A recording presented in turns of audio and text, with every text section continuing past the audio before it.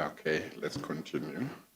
As you please, Chairperson, and I apologize for the interruption. Yes, no, it's something beyond our control. No, sure. Thank you.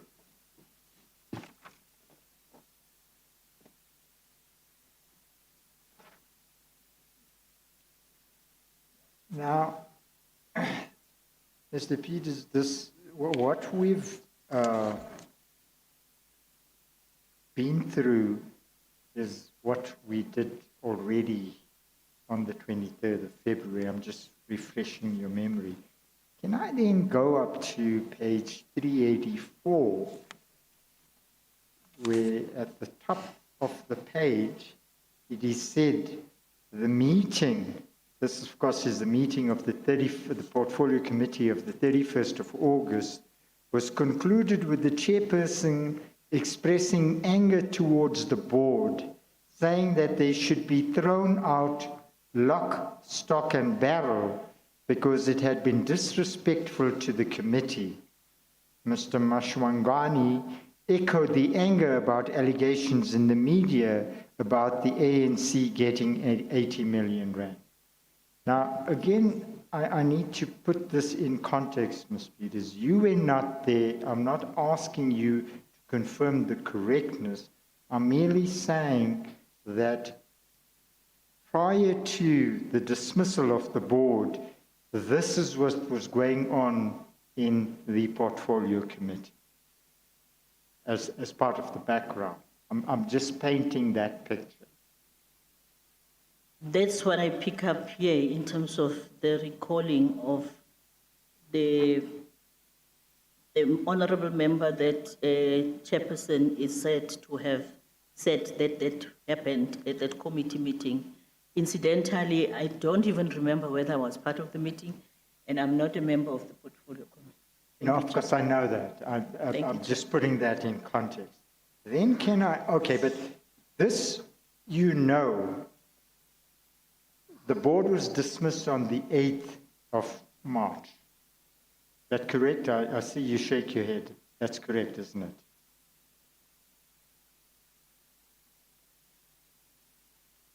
Chairperson, 8th of March 2017. Yes.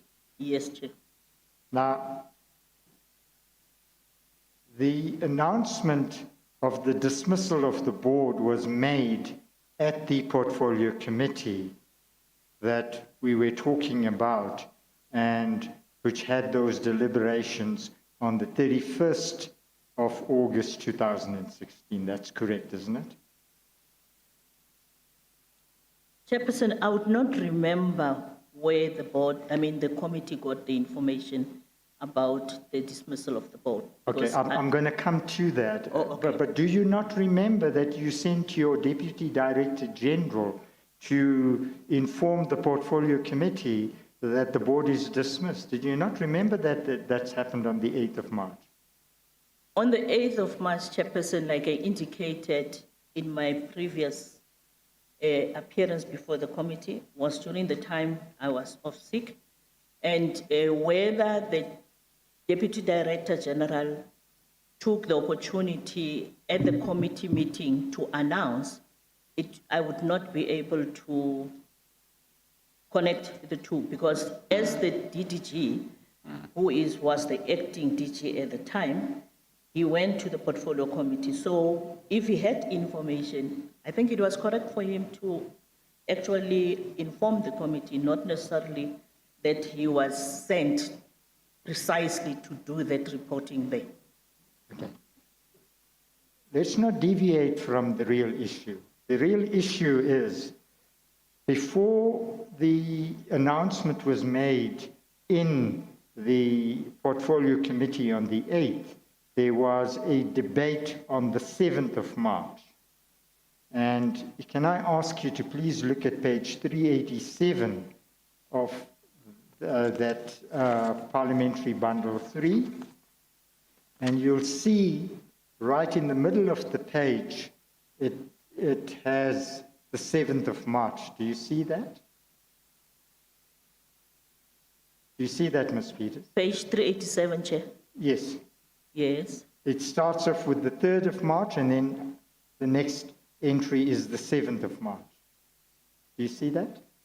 Yes, Chairperson. Okay, I want you to turn now to the next page, page 388, because there is now a debate about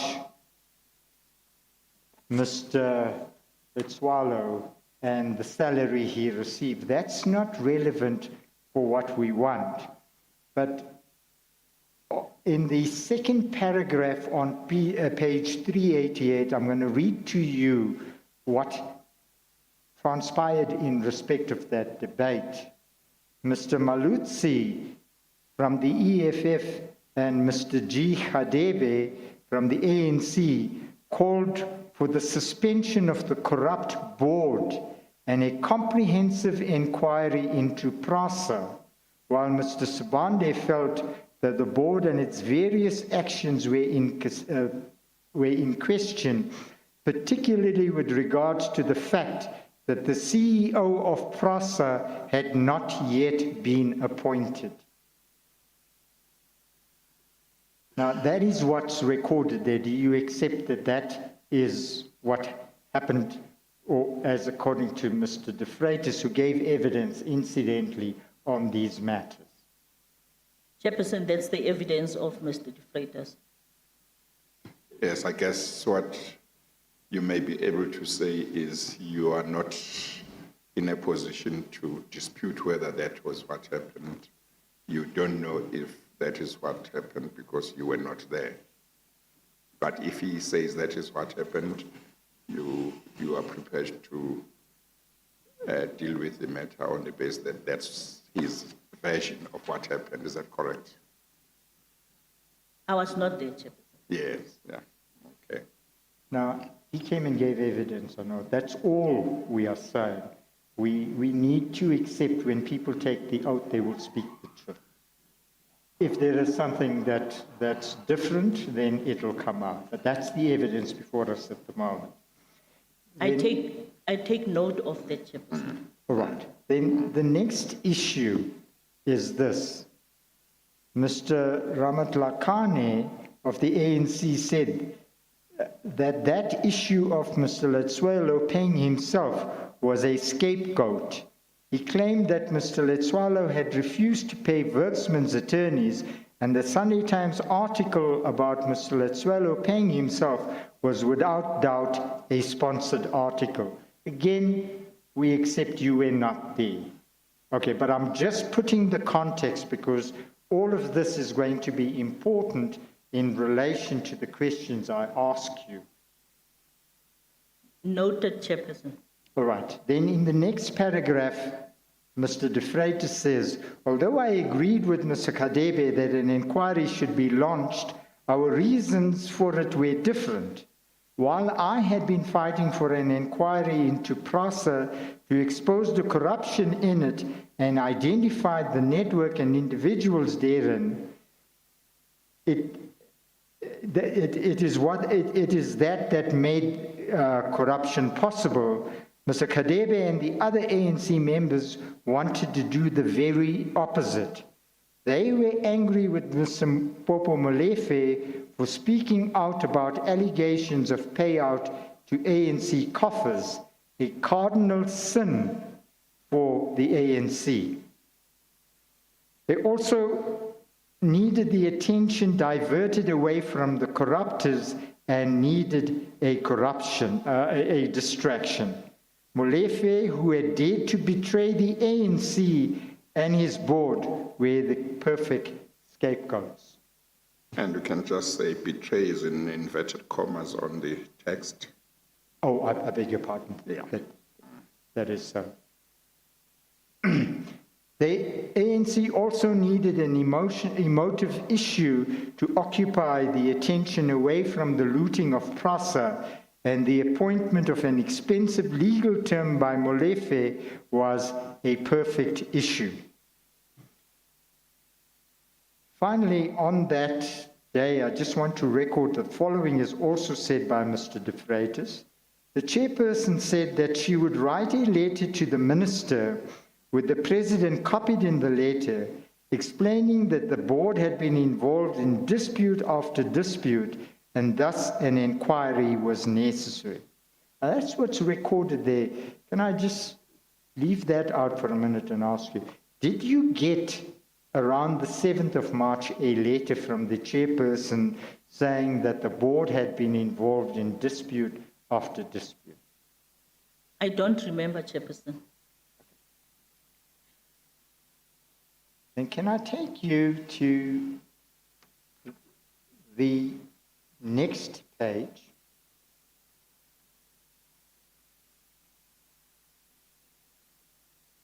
On the 8th of March, and this is the day that is quite critical for the issue we are looking at, namely the dismissal of the board.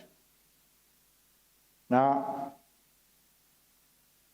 in the second paragraph under the heading 8th of March, the following is recorded. Members said there was a reluctance to answer questions by the PRASA board. Now, this is a criticism of the PRASA board. Mr. Sibande of the ANC agreed with the request of Mr. Hamsinger of the DA that an ad hoc parliamentary committee be formed to get firm details on the appointment of workmen and the reasons for their contract. Then it continues, Mr. De Freitas continues. Mr. Ramakrishna said that more work had to be done.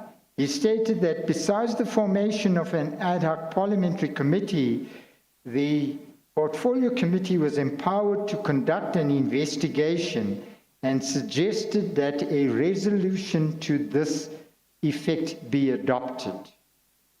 Mr. Mashwangani suggested that the committee deal with the matter of the inquiry at its next meeting. He asked if the current board was underperforming compared to the previous boards, as there was only 3 months left of its term. Now, that's the point that Mr. Mashwangani makes at the portfolio committee. You understand that? I understand that, Chair. Right. Can I ask you then to look at page 390, and it's the second paragraph before the heading which says Peters fires the board. It's the last paragraph before the heading. And can I just read that into the record?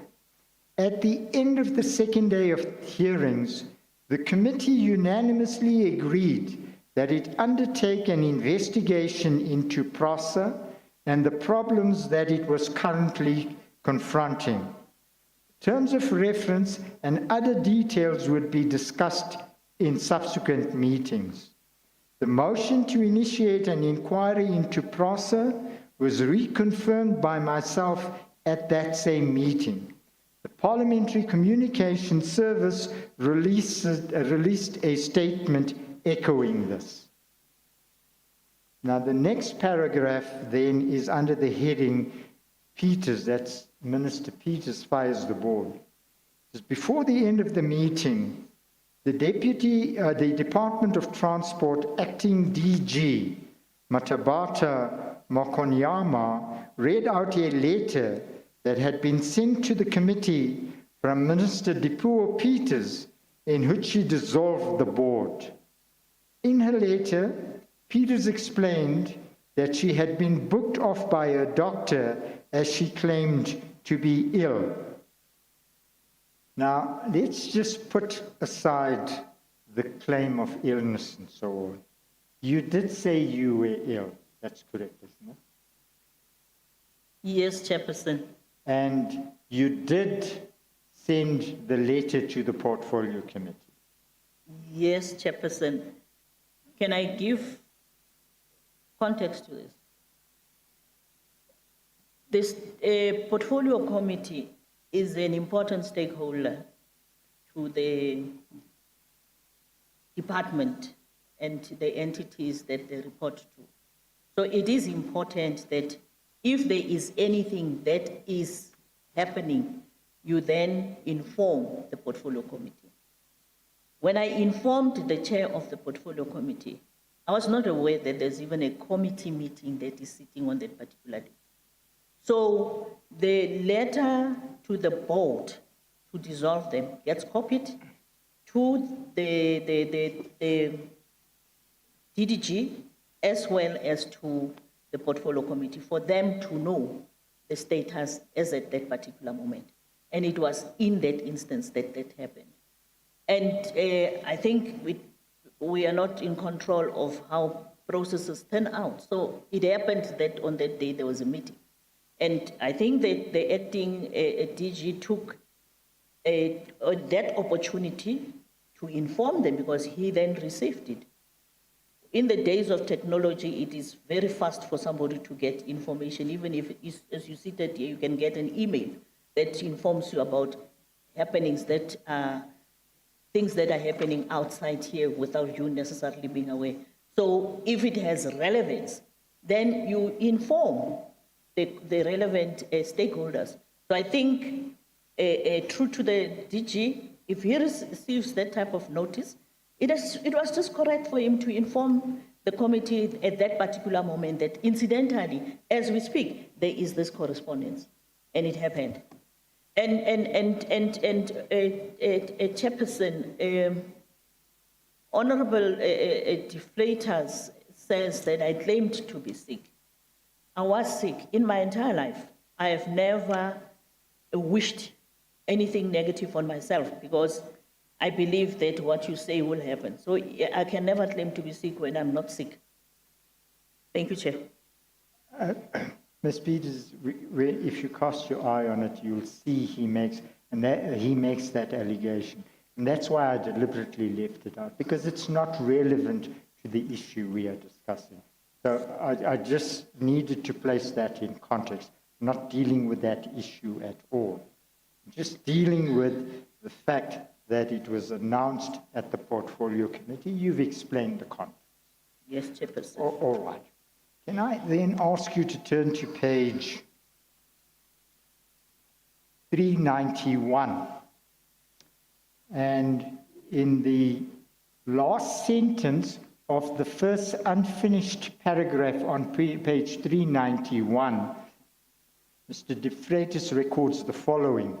The minister had not provided reasons to the Portfolio Committee and the board members themselves for firing the board. Is that correct? Chairperson, in the last hearing, I think on the 22nd or the 23rd, I did give an indication that given an opportunity, I would try and retrieve some of the documents. So I would have, this thing happened more than 4 years ago. So I don't remember the exact wording of the letter, so I would request for that indulgence. Oh, so you can't remember whether in the letter you gave reasons or not? That's what you can't remember? Because that's how Honorable De Freitas is speaking it. Yes. That either to the committee or to the board members themselves. Mm-hmm. So I need to refresh my mind. Yeah. Do we not have a copy of the letter in the bundle or in some bundle that was given to or read to the portfolio committee? Chairperson, may I make this point? That matter is dealt with in the judgment, the ensuing judgment. Yes. And I purposely have not cluttered the papers with that because it is an important issue in terms of the exercise of public power. Yes. So if we need it, we can get it later. But for now, I want to develop it on the basis of how the court that looked at the application to set aside the dismissals dealt with those very allegations that are made here. Yes, no, what I think, if you recall that in the judgment, the court said something about whether reasons were given in that letter or not.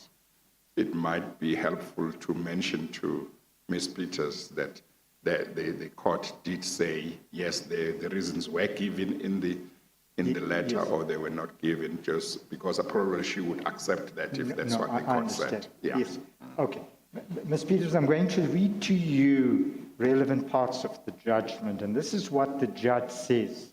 The judge says, you didn't give the reasons, you were asked for reasons, you didn't give the reasons before the matter was taken to court, you only gave your reasons at a press conference on the 13th of March. Now that's what the judge says, and I'll read to you those relevant parts. But I didn't want to clutter this part with that. But Chairperson, you are quite right, because the issue had been raised. So, but we'll deal with that matter and your recollection when I deal with the judgment. Is that all right, Ms. Peters? All right. But I just wanted to get the chronology in place first. All right, now that's on the 8th of March. Now, I just want to ask you, because this is another matter dealt with in the judgment.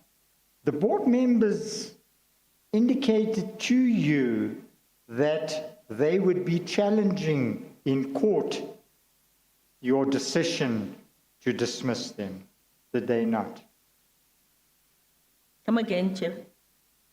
The board members, when the decision was announced that the board had been dismissed, each of the members of the board had been dismissed, the board members told you that they were going to take the matter to court.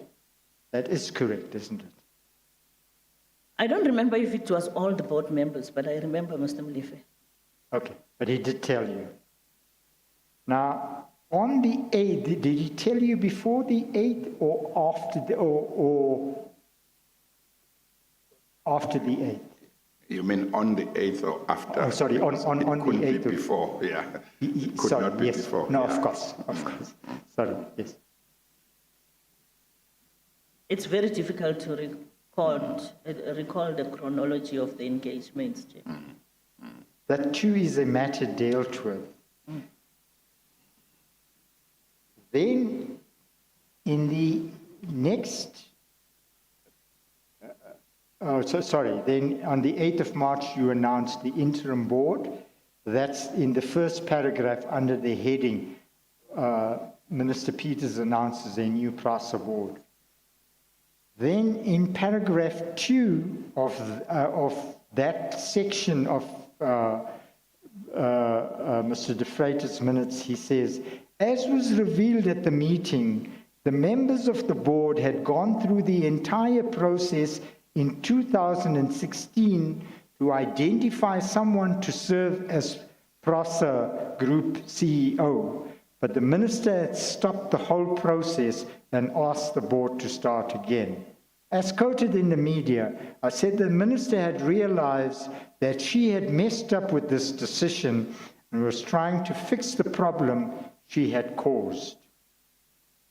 That's his interpretation, or that's his commentary on what happened. That's his interpretation, Chairperson. But you will recall, Ms. Peters, because I deliberately read that part to you, that one of the parliamentarians had said that the non-appointment of the CEO was a good reason to dismiss the board. Remember that was said, that was a passage I read to you. We don't need to go to it, Ms. Peters. I'm just trying to remind you that that's the context in which that issue arises. That is what the parliamentary committee believed, Chairperson. Then, on the 14th of March, the Portfolio Committee meets again. This is a Portfolio Committee on Transport. And this is what happens at that meeting. In the paragraph under that heading, Mr. De Vryter says, despite there being unanimous agreement by the Portfolio Committee on the 8th of March that an inquiry into PRASA would take place at this meeting on the 14th of March 2017, the ANC members had a complete opposite stance to what they had stated only 6 days earlier. Suddenly, according to the ANC, no investigation was necessary. According to the ANC members, the minister's removal of the board meant that no inquiry was necessary, as if suddenly all allegations of corruption, theft, looting, and mismanagement and maladministration had never taken place. The reality is that they had taken place, and whether a board led by Molefe was in place or not, an inquiry was absolutely needed. Now, Ms. Peters, I need to be fair to you. This has nothing to do with you. This is what happened at the Portfolio Committee. But you understand the context that I'm trying to paint, that the announcement is made in the Portfolio Committee, which had decided on the 8th that there is this inquiry. 6 days later, the Portfolio Committee members say, well, now that the board has been dismissed, there is no need for that, and Mr. De Freitas is challenging the propriety of that decision.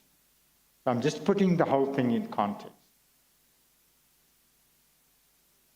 I understand what the question relates to, Chairperson, but I cannot take this because I was not part of the committee. I did not give the concurrence. I understand the context that is being raised here, according to Mr. De Freitas. I think what Mr. Soni is doing, he just wants to make sure that before he asks you certain questions, you are both, all of us are on the same page as to the context of those questions. So when it comes to those questions, we have where our memory is fresh in terms of the context. Thank you, Chair. Then on the last paragraph of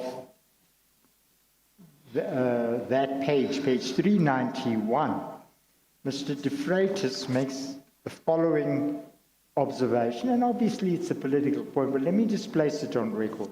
He says, obviously behind the scenes, they had been instructed to toe the line and assist in a cover-up that involved people all the way up, allegedly including then-President Zuma.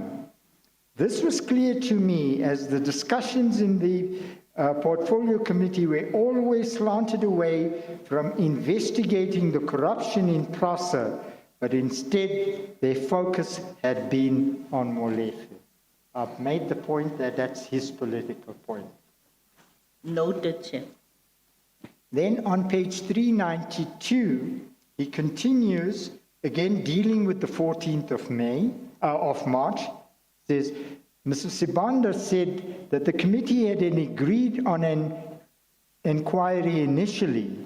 However, the committee had not anticipated that the minister would be so quick to respond about PRASA.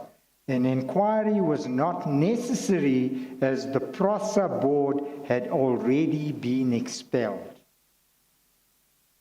Now that's what Mr. Sibande said in relation to now the link between the dismissal of the board and the need for the inquiry. Mr. Masungwai suggested that the minister be requested to appear before the committee, after which the committee should decide whether to pursue the inquiry or not. Let me ask you outside this, were you asked after the board was dismissed to appear before the Portfolio Committee on Transport? Chairperson, the request for meetings before the committee was happening frequently. And I would not recall at that particular time whether there was that, for that specific issue related, Usually, we go to present quarterly reports, and in it, we would then have to give other matters of importance. So I would not recall, Chairperson, what exactly happened after that particular process. I'm also trying, as the evidence leader is directing to the statements, trying to recall exactly the sequence of events during that particular period, because there was a lot of things that were happening. Then, Maybe one could put this question. Do you recall that at some stage you did deal with the issue of the reasons for the dismissal of the board before the portfolio committee? Whether you were called specially to deal with that or whether it was one of the routine meetings? No, Chair. You don't recall? No, Chair. Okay.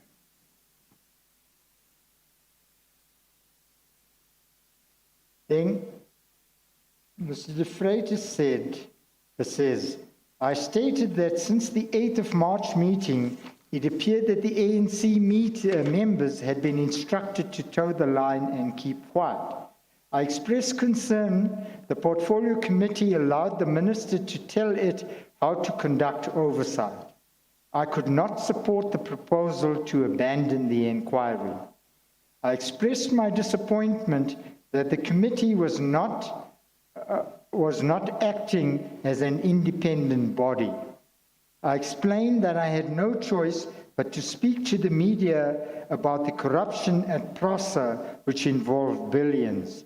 I explained that this committee's change of heart had become part of the cover-up. Again, Ms. Peters, all I'm trying to do is set out the whole context. Thank you. And then in the last line of the next paragraph, the chairperson recommended that the committee suspend the inquiry until members had heard from the minister. Now, you say you can't remember whether you did address the committee. Is that correct? That's correct, Chair. Okay. Can I then ask you to turn to the next page, and that's page 393. Now, this records what happened on the 30th of March. You'll see it's in the first third of the page. On the 30th of March, new Transport Minister Joe Mashongwani is appointed. It is on the 30th of March 2017, as a result of President Zuma's cabinet reshuffles, one of the ANC portfolio committee members, Mr. Joe Mashongwani, was appointed as transport minister. Now, it is correct that you were relieved of this portfolio on the 30th of March 2017, Ms. Peters? Yes, Chair. The evening of the 30th of March. Now, I just want to read to you what Mr. De Freitas says about the replacement. He says, I'm sorry, Mr. Soni. I know that sometimes sometimes presidents don't give or tell members of cabinet the reasons when they relieve them of their portfolios, but sometimes they are told. I think Mr. Ramatloti told me when he gave evidence here that when he was moved from the Ministry of Mineral Resources to Public Service and Administration, he was told that he was being promoted. So may I find out whether you were told the reasons why you were being relieved? No, Chair. Okay, right. Okay. I was going to deal with that, but let me deal with the related Yes. issues, Chairperson. I Okay, thought, no, Mate. that's fine, yeah. Ms. Peters, you've served in the cabinet for about 10 years up to that time, is that correct? About 8 years, Chair. About? 8 years. 8 years, sorry. And prior to that, you were the Premier of the Northern Cape, is that correct? Yes, Chair, correct. It was for 5 years, as I understand it. Yes, Chair, correct. Now, nobody likes to be relieved, and you have a history of service to this country. And I'm saying this with thanks to you as a citizen who benefited from your commitment. You have a history from the time you were young. That's Yes. traced in your CV, Yes, Chair. and that's when you and Mr. Molefe first made contact with each other and grew to sort of bring about a change in the dreadful system that we had prior to 1994. That's correct, isn't it? That's correct, Chair.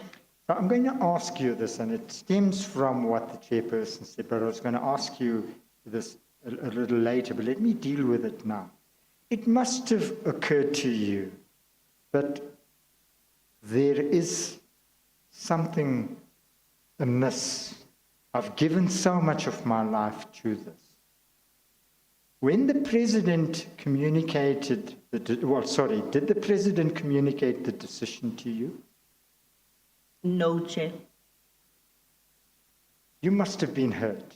I mean, you've served for 13 years in highly important executive positions. You must have been hurt. Naturally, Chair.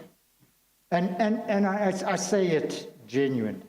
Now, it must have then occurred to you, but look, what is it that I have done wrong? Because it must be something wrong for a dismissal to take place without even a communication, let alone an explanation. Chair, at the time when the announcement came, I was about to say, maybe tell us how you got to know if it was not communicated to you. incidentally, Chairperson, it was the 30th of, that day I still remember quite well because it's very historic. Yes.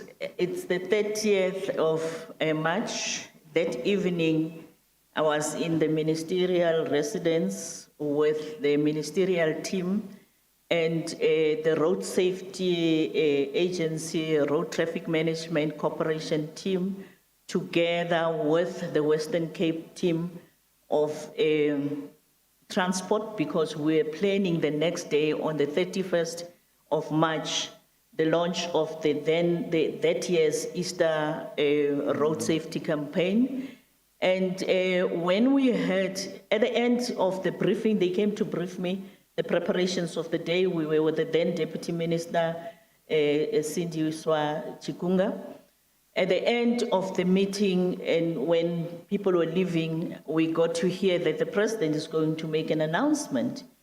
And I then said to the team that I worked with closely in the ministry, don't go, because it might just be the day that the president makes this announcement about where to, you know, whether we get, and I made a joke, whether we get redeployed home or we get redeployed to another ministry, because every time there was an announcement that the president is going to make an announcement, anybody who's in an executive position gets that jittery to know what is going to be announced Yes. and what is going to be said. And we were waiting. So what then happened was that the president announced his new team, and obviously in the new team, Elizabeth Tipo Peters was not there. And I then took the opportunity to thank the team of men and women that I worked with. And then I said to them, let's call the Western Cape MEC and inform him that I won't be there tomorrow. And I immediately called the deputy minister who was on her way to her residence to indicate to her that the announcement says I'm no longer minister and I think you must continue with the program tomorrow. Let nothing get disrupted. And that is how it happened. And incidentally, Chairperson, that evening of the 31st of March, there was a jazz festival, and I went to the jazz festival. The jazz festival, was it on the evening after the day on which the announcement was made, or was it on the same evening? The jazz festival, the announcement was on a Thursday. Yeah, 30th. Thursday is a very nice day because you always remember Sheila's Day. A Thursday evening, that was the announcement. The 30th. The 30th. Okay. And the 31st was Friday. Yes. And there was a jazz festival. And you said, I'm going to enjoy myself. Yes, Chairperson. Forget because about one of lots the things that I grew up knowing is that when you wake up in the morning and you're still alive, you say, thank you, God. So for me, it was, I'm still alive. And incidentally, it was just after that period where I had been very seriously ill. And I had also taken it upon myself to inform the president at that time that of my ill health. So I don't know. And I never took it to him to ask why you removed me from this responsibility. Because when he appointed me, I never went to ask him, why are you appointing me? So I thought it would be wrong for me to go to him and ask, Chairperson, why did you dismiss me when I didn't ask him, why did you appoint me? So I just took it that they say it's all fair in love and war, so life must continue. And one of the things that I really took at that particular time was primarily because, and I have to say it here, although I didn't say it to the committee, that's why I say I take offense to the freighters say I claim I was sick. I was in hospital from the 24th of March, of February, when I left the meeting where we had all the CEOs and board chairpersons to look at the new strategic plans of the entities and the department so that we can then be able to table them in Parliament. So just after that very same day, one of the colleagues actually said to me, Minister, you don't look well. And I asked the protectors who were driving me at the time to drive me to the hospital, Steve Biko Academic Hospital. And when I got there, I was admitted. And that evening, I was removed from the ward to high care. And for me, it was very important. And at that time, Chairperson, this bets between the CEO, acting group CEO, and the chairperson and of the board were going on and on and on. I am in hospital at that particular time. When I was discharged, that's when I took this particular decision. And it was informed by some of the things that were before me also at that particular time. So I just give you the context and the history. And I think at that time, after being released, immediately that evening, I drafted a statement that I put on social media, thanking God, my family, the African National Congress, and all those, including President Zuma himself and his predecessors, for allowing me for so long to serve the people of South Africa through the African National Congress, which had put me in that particular position. And it is a situation and a position I'm still grateful for, because I was given an opportunity out of the almost 1 million members of the African National Congress to be considered of one of the less than 100 to be part of the top representatives of the ANC in government. For me, it is an honor, and it's still an honor that I carry up to today. I'm grateful and I'm thankful.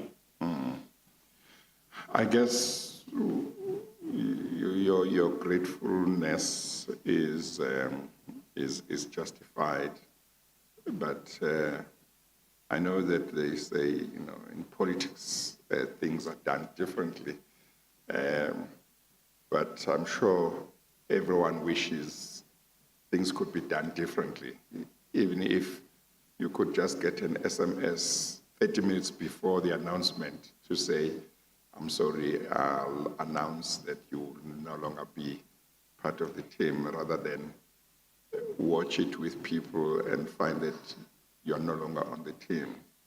Yes, Chairperson, I think the courtesy would have really have, been yes, grateful. yes. It would also have allowed me the opportunity to personally say, thank you for allowing me to serve. But up until to date, You've never had the chance. I never had the chance, and I don't find it, I don't find a reason to ask why. Maybe if one day the former president or the leadership would say this was the reasons, I would probably, I don't know, but I think the context that I gave, that when I was appointed, I was not given the reason why amongst everybody else I get appointed. So when I was relieved of my responsibility, and Chairperson, at that particular time, they say things happen for a reason. I was not physically and health-wise okay, and I saw that as my creator's intervention to go to say, look at yourself and recharge yourself. And I did that, and I'm happy for that opportunity.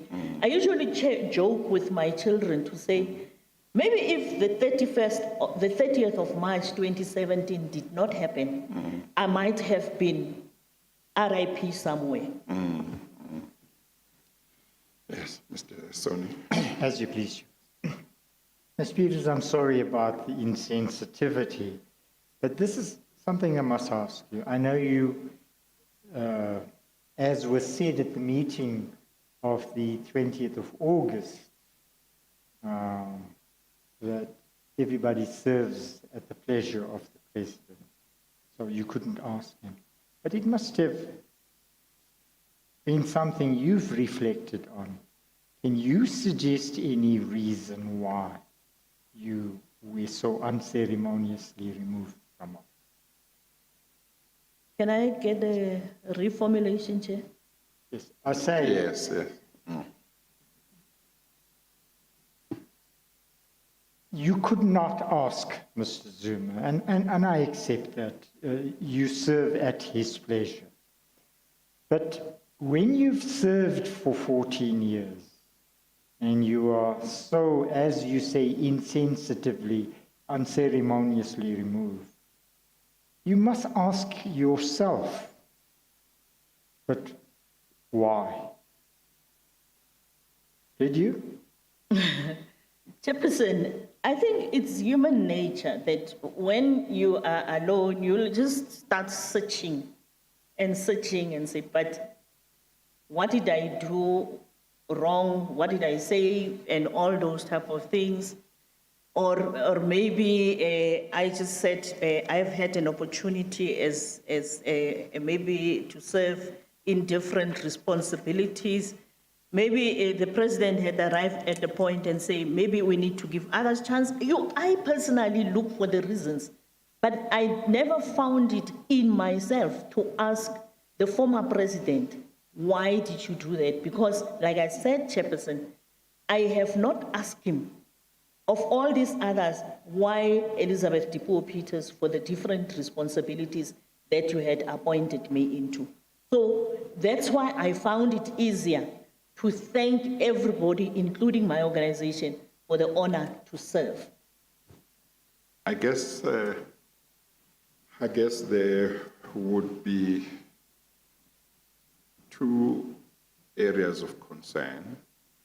One would be, why have I been removed? And you would say, I wish I was told, so that maybe in the future, if I'm given a chance to serve again, if I've made some mistakes, I could try and address them. So that is one. Maybe that might be easier, the fact that you were not told the reasons, or any minister who doesn't get told the reasons why they are removed. Maybe the fact that they are not told the reasons might be easier to handle because of the nature of the office, namely being a politician and knowing that you serve at the pleasure of the president.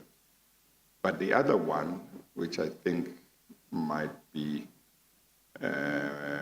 more troubling even to a politician, might be the manner in which it is handled. To say, I don't mind if I am removed because of whatever reasons, or even if there are no reasons, I accept that I serve at the pleasure of the president, and if he wants to change his team, he's free to do so.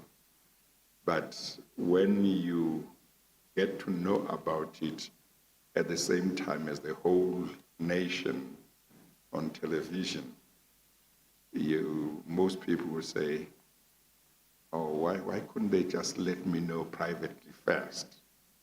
Just that. I'm not asking, I won't even ask why they removed me, as long as at least they give me that courtesy.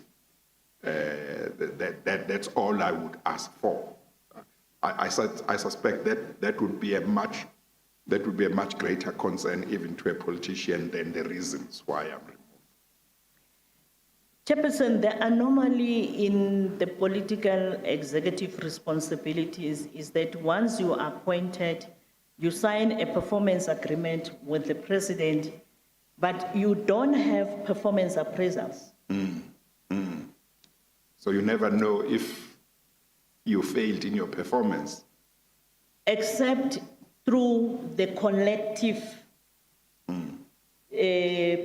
clusters of cabinet, the collective cabinet, as well as through the Department of Performance Monitoring and Evaluation. But as a minister, you don't have something that you can then say, tomorrow I'm going to be evaluated for my performance. And therefore I need to now come with my portfolio of evidence and all those type of things like you do with the DGs and others. That's an anomaly that probably needs to be corrected, because if that was in place, you would then, as a member of the executive, know that here I'm starting to skate on thin ice. I need to jack up my act here, pull up my socks here, and all those type of things. That is not happening. There is no performance appraisals. And there's also no peer review system in place like you would have with your DGs. And for me, that is what is an anomaly. But also, you don't have like you would have the bilaterals with your boss to say, come, let's sit and go through this. This is your targets. This, have you met it? What are the challenges? You make the request yourself to say, I would want to meet, I would want, and in my nature, having had the honor, chairperson, to serve as a premier, I had created a particular process where I would sit every quarter with my colleagues to look at those, and I had each department's notebook so that, and the other thing, chairperson, and I'm sorry I have to raise it here, that was for me an anomaly in the way in which we were operating as an executive with our president who appointed me to serve, was that if I had a meeting with the president, there was no note taker. Somebody who could keep record, and next time when I come, say, Minister, but last time you said this to the president and you seem to be backtracking or you seem not to be following through on those particular things. And I think unofficially one day I had raised it with the president when we had a meeting to say if there was a note taker so that we can follow up. And that was in my previous position as a Minister of Energy. So I would want to say, with regard to being relieved of your responsibility, with hindsight, I wish I would have known. But I had that instinct that it's coming. I always have that feeling when something's going to happen. When something's going to happen, yeah. And there are certain things that says, you start seeing body language. And then, Okay. those things, when they happen, you say, oh, yes. That's why he was not smiling back or something like that. Yeah, those type of things.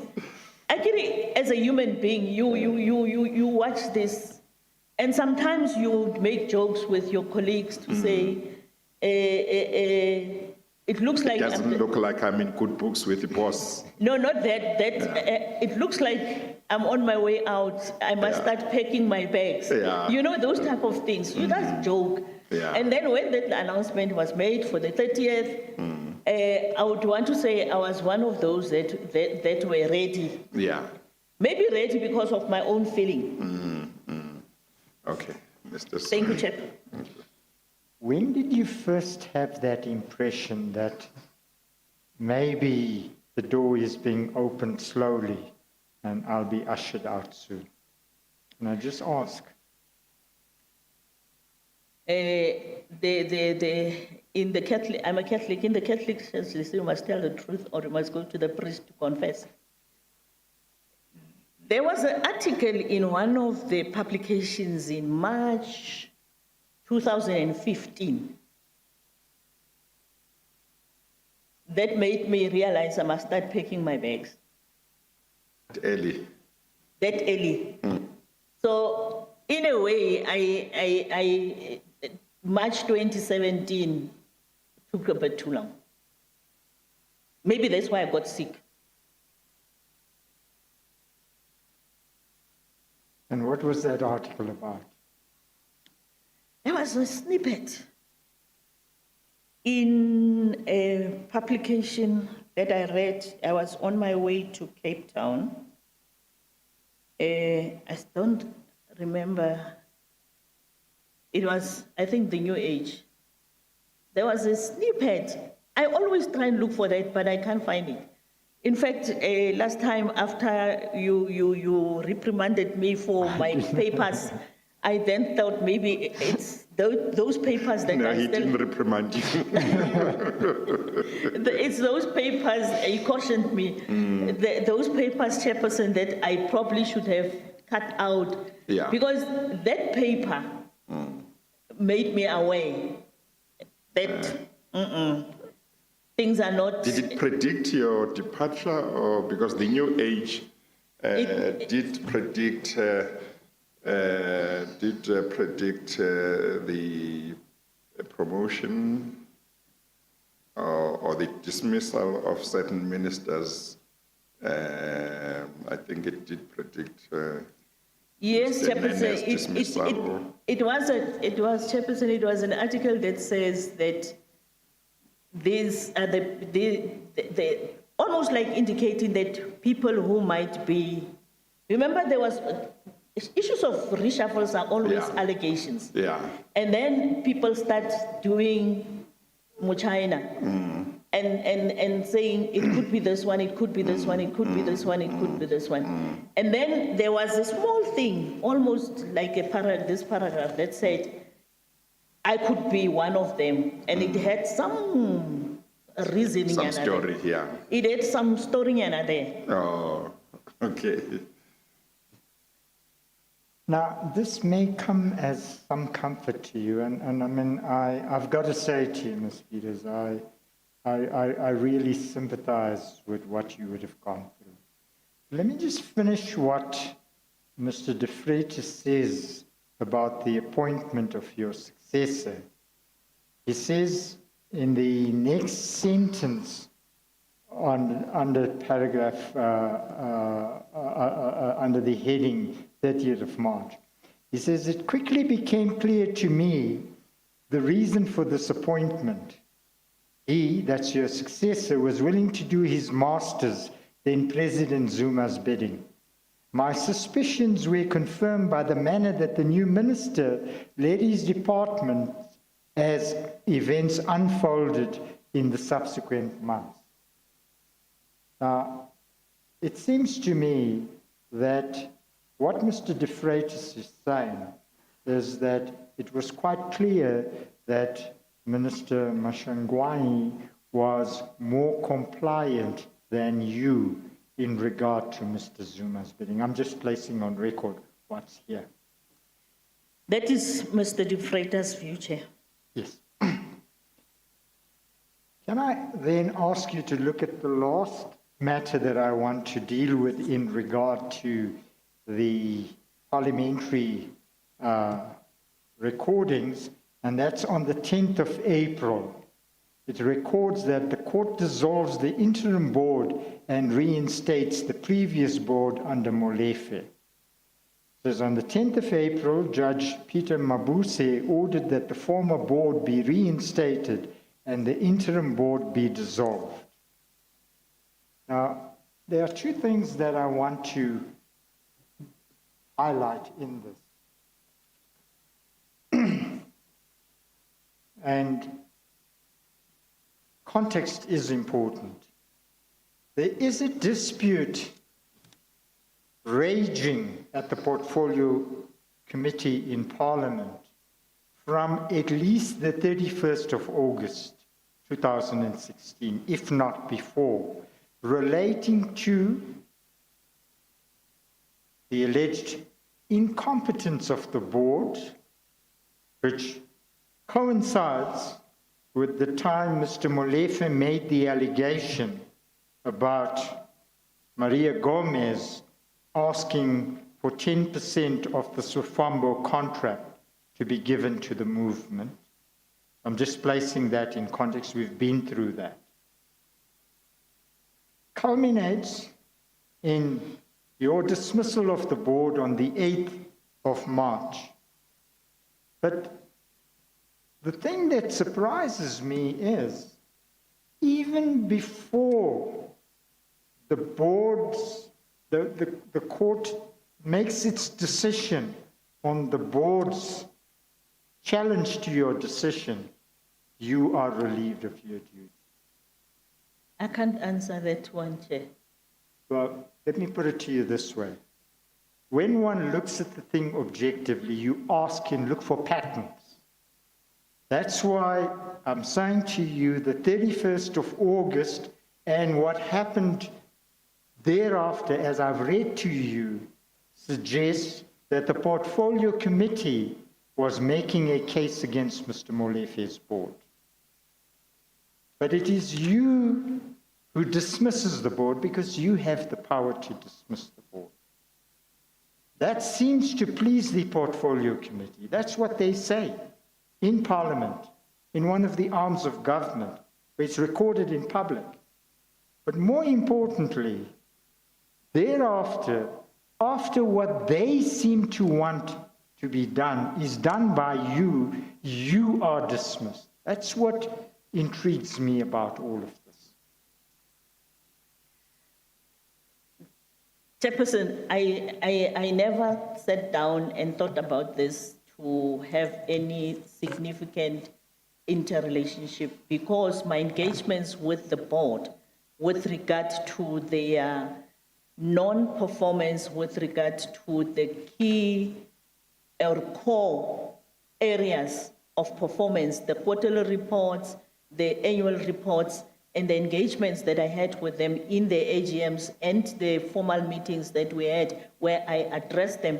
And incidentally, in the hearings of the 22nd and 23rd, Chairperson, I did give an indication that those documents will be part of the supplementary that I submit to indicate the length of time it had taken me to engage with this board with regard to the need for them to focus on the core areas of responsibility, which is to make sure that the trains are there running, they are clean, safe, and our people can reach their jobs, schools, and other areas of enjoyment and everything on time and in a safe way. So, Chairperson, I have never sat down and looked at this parliamentary committee process in relation or whether it had any bearing on my removal, because we were comrades, all of us, and we are still comrades, all of us. And even after my removal, I had an opportunity to sit with the new minister in a handover meeting, and I handed over everything, including the information related to this, the board and the fact that they are before the courts.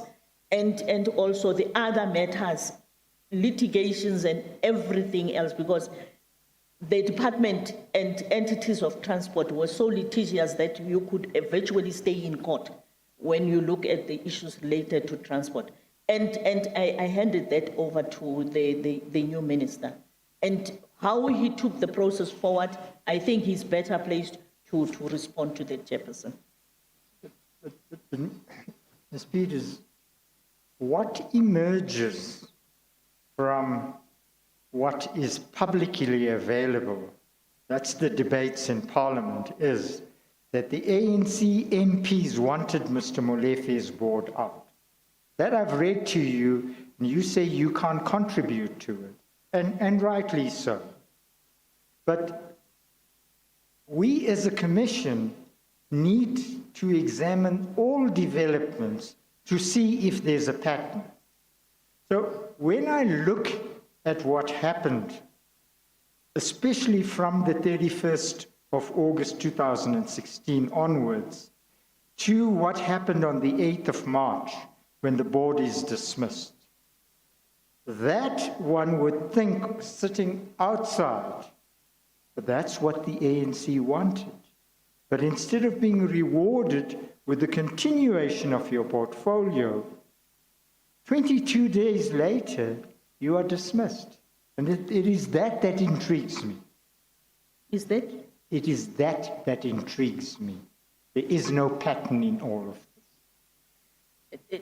Chairperson, I am unfortunately unable to respond to that, but I just want to say, with regard to this board, and I did indicate in the last hearing that given an opportunity, had I still been there, even on the 10th of April when they were reinstated by the judgment of Judge Peter Mabuse, I would have appealed it because of my engagements and having worked with the board, but in particular the chairperson of the board, up to that particular stage. In fact, Chairperson, if I was a very impatient person, I would have dissolved or removed that board many years prior. On the 8th of January 2015, that's when I started engaging with the board with regard to issues of performance and all other matters. And there's records to that, Chairperson. I remember, Chairperson, speaking to the board, the board at the time they had the situation of Mr. Montana, and we agreed also that there is important factor that they need to focus on the core areas.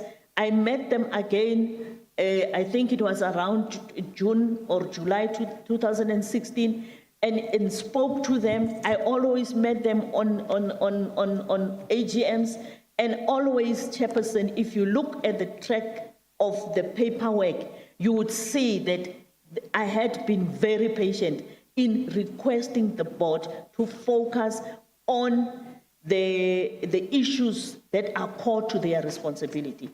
When incidentally, Chairperson, when I became a member of the Standing Committee of Appropriations, and the first engagements we had was a decision of lack of spending in PRASA, where monies that PRASA were given for infrastructure had to be sent back to the revenue fund.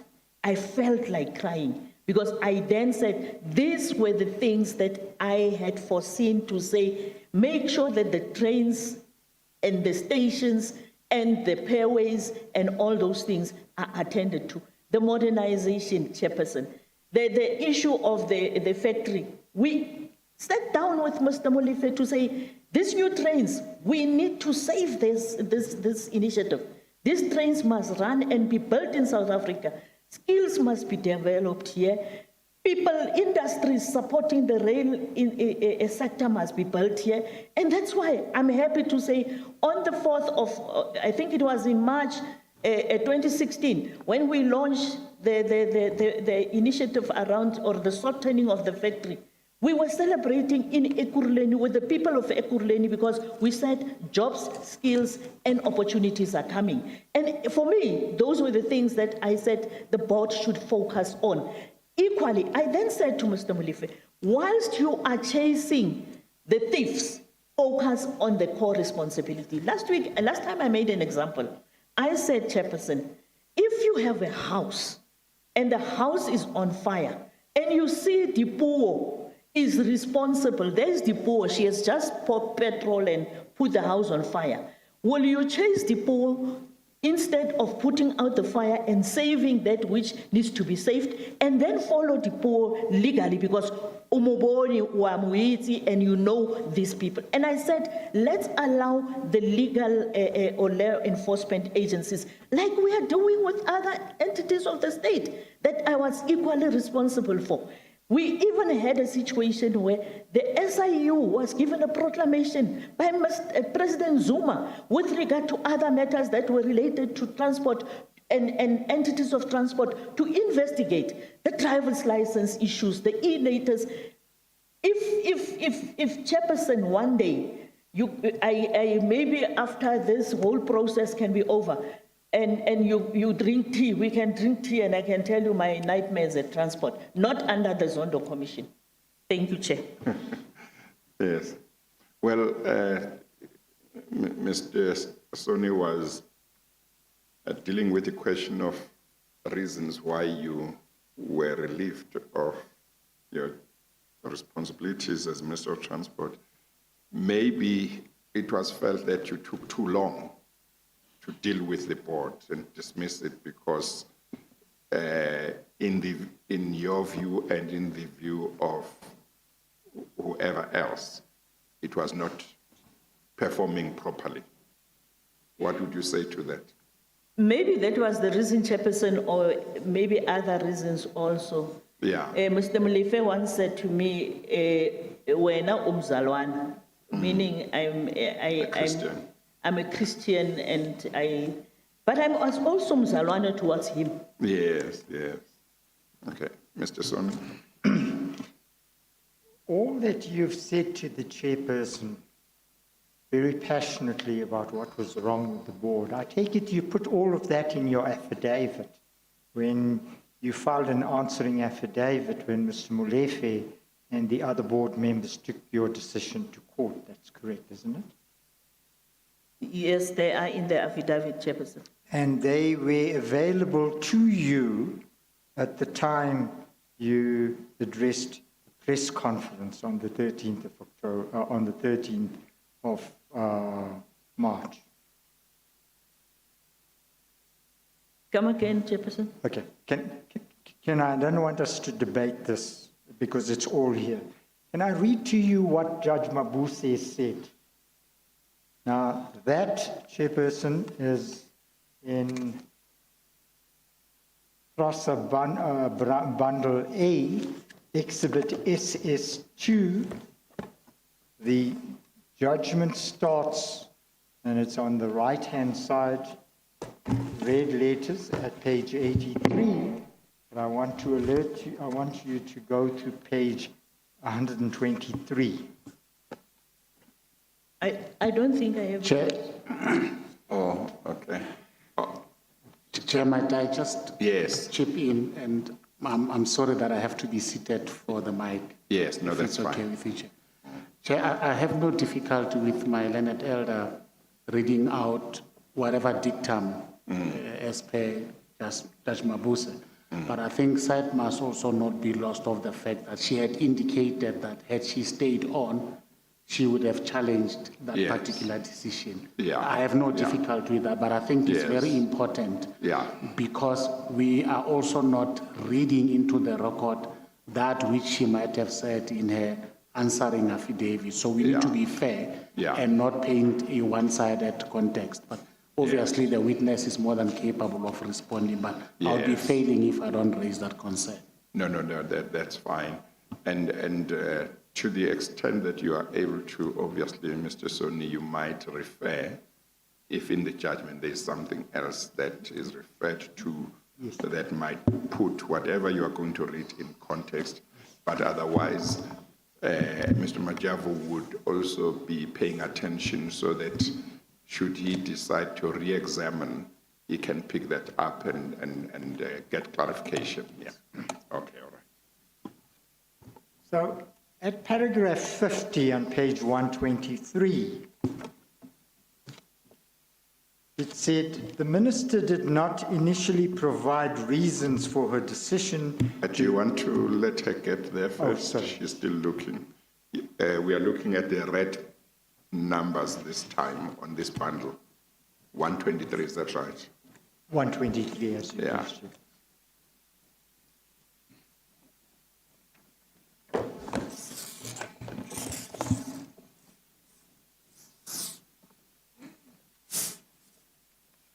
Have you got it, Ms. Peters? Look at the red pagination on the top right-hand corner of the pages.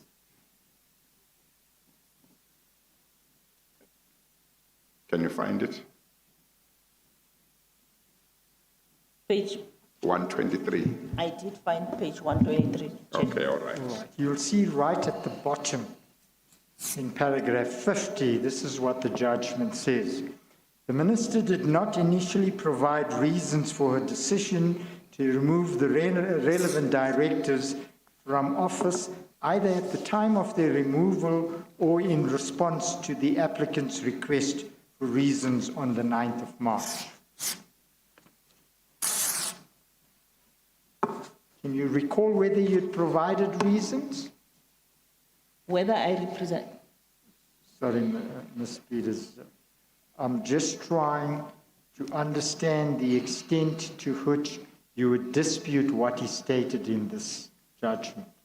Now, in this judgment, it stated at paragraph 50, the minister did not initially provide reasons for her decision to remove the relevant directors from office, either at the time of their removal, that's obviously on the 8th of March, or in response to the applicant's request for reasons on the 9th of March.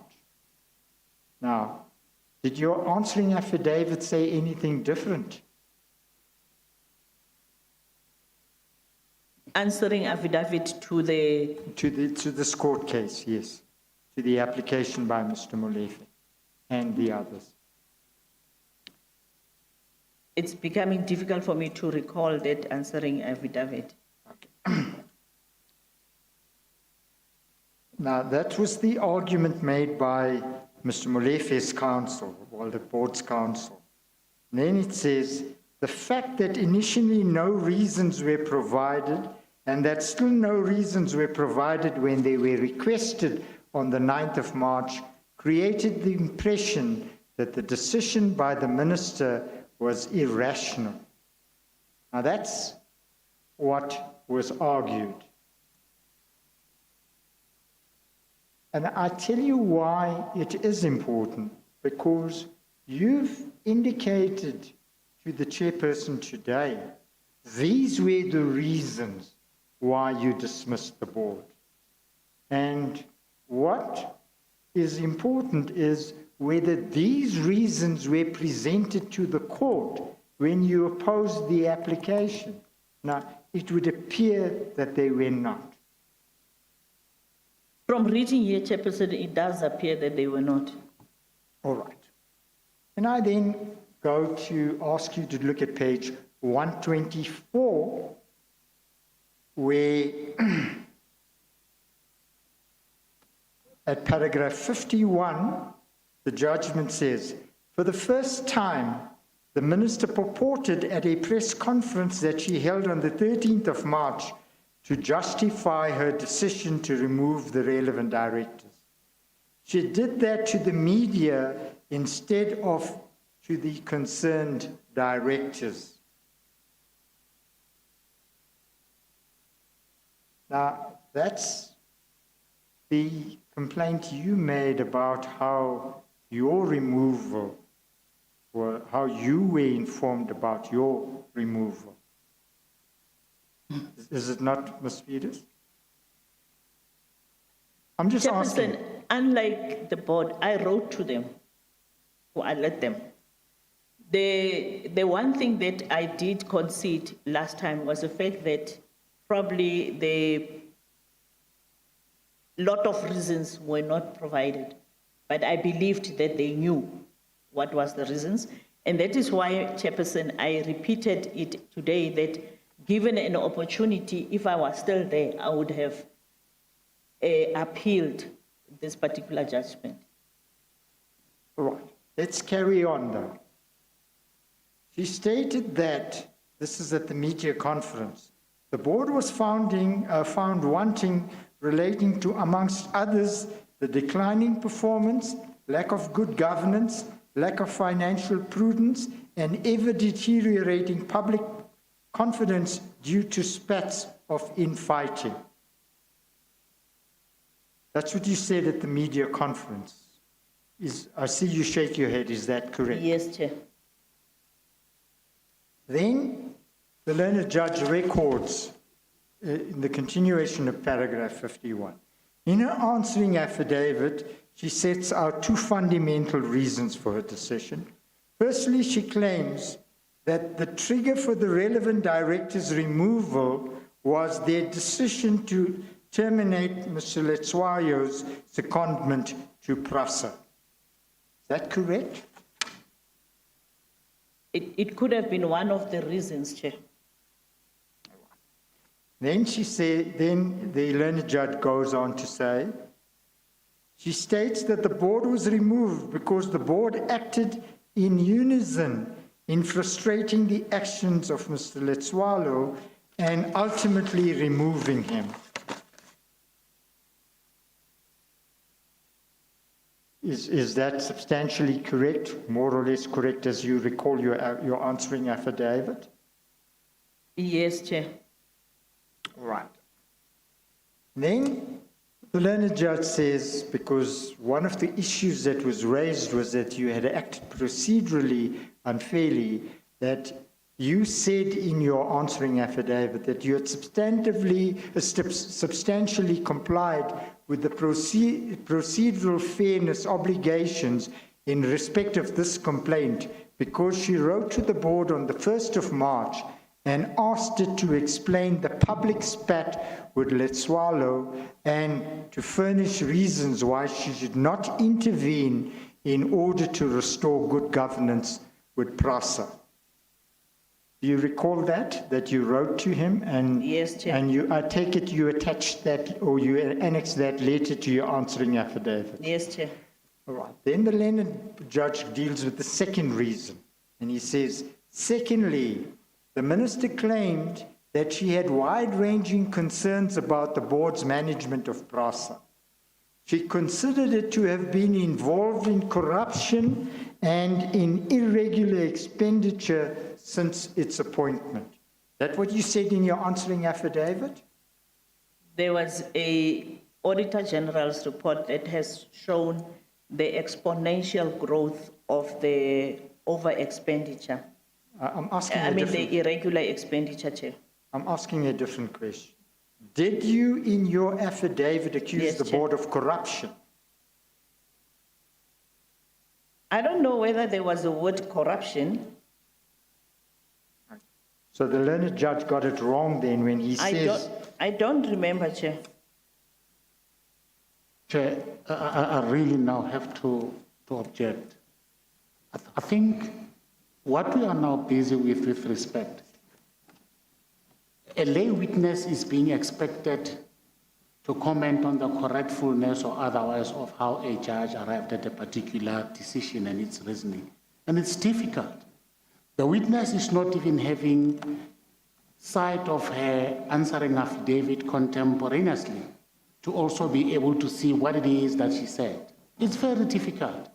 I bet you if I were to do that to Advocate Son, he himself would find it very difficult. And that is not the purpose of the exercise.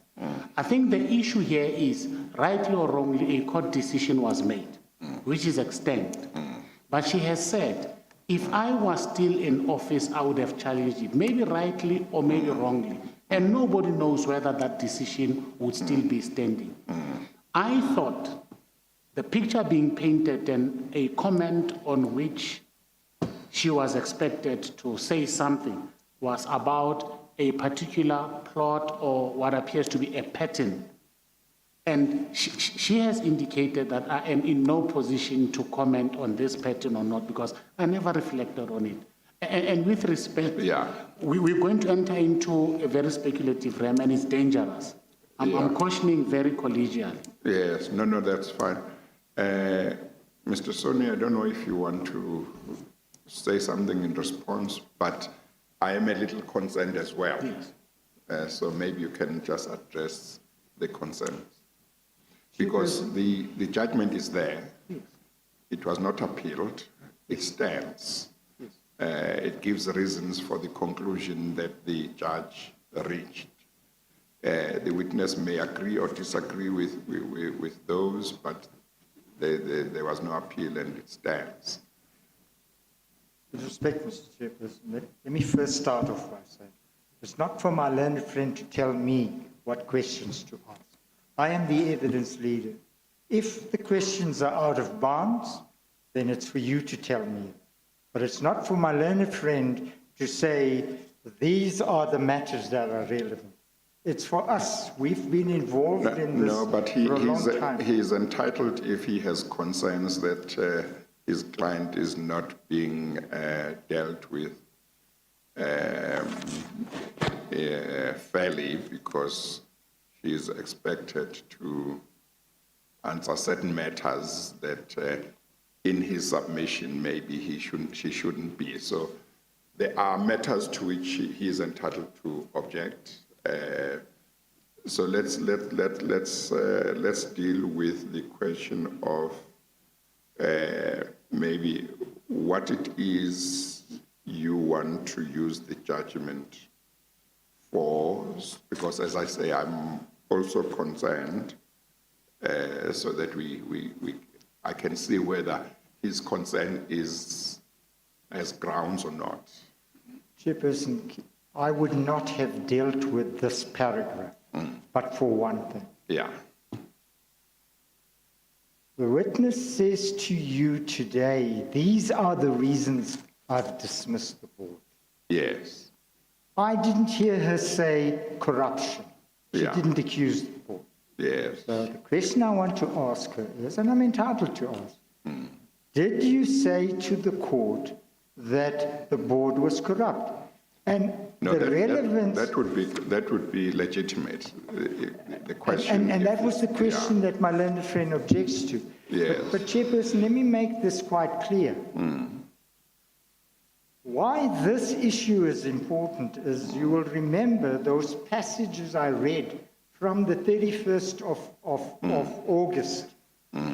Suddenly, a board which had been fighting corruption was being accused of corruption. And I read all of those passages deliberately. Yes, no, well, it may or may not be that the question or the way it was formulated didn't come across that way. I don't know, but I think Mr. Machavo nods. To the extent that you ask Ms. Peters whether the reasons that she gives today are reasons that she placed before the court, that would be legitimate.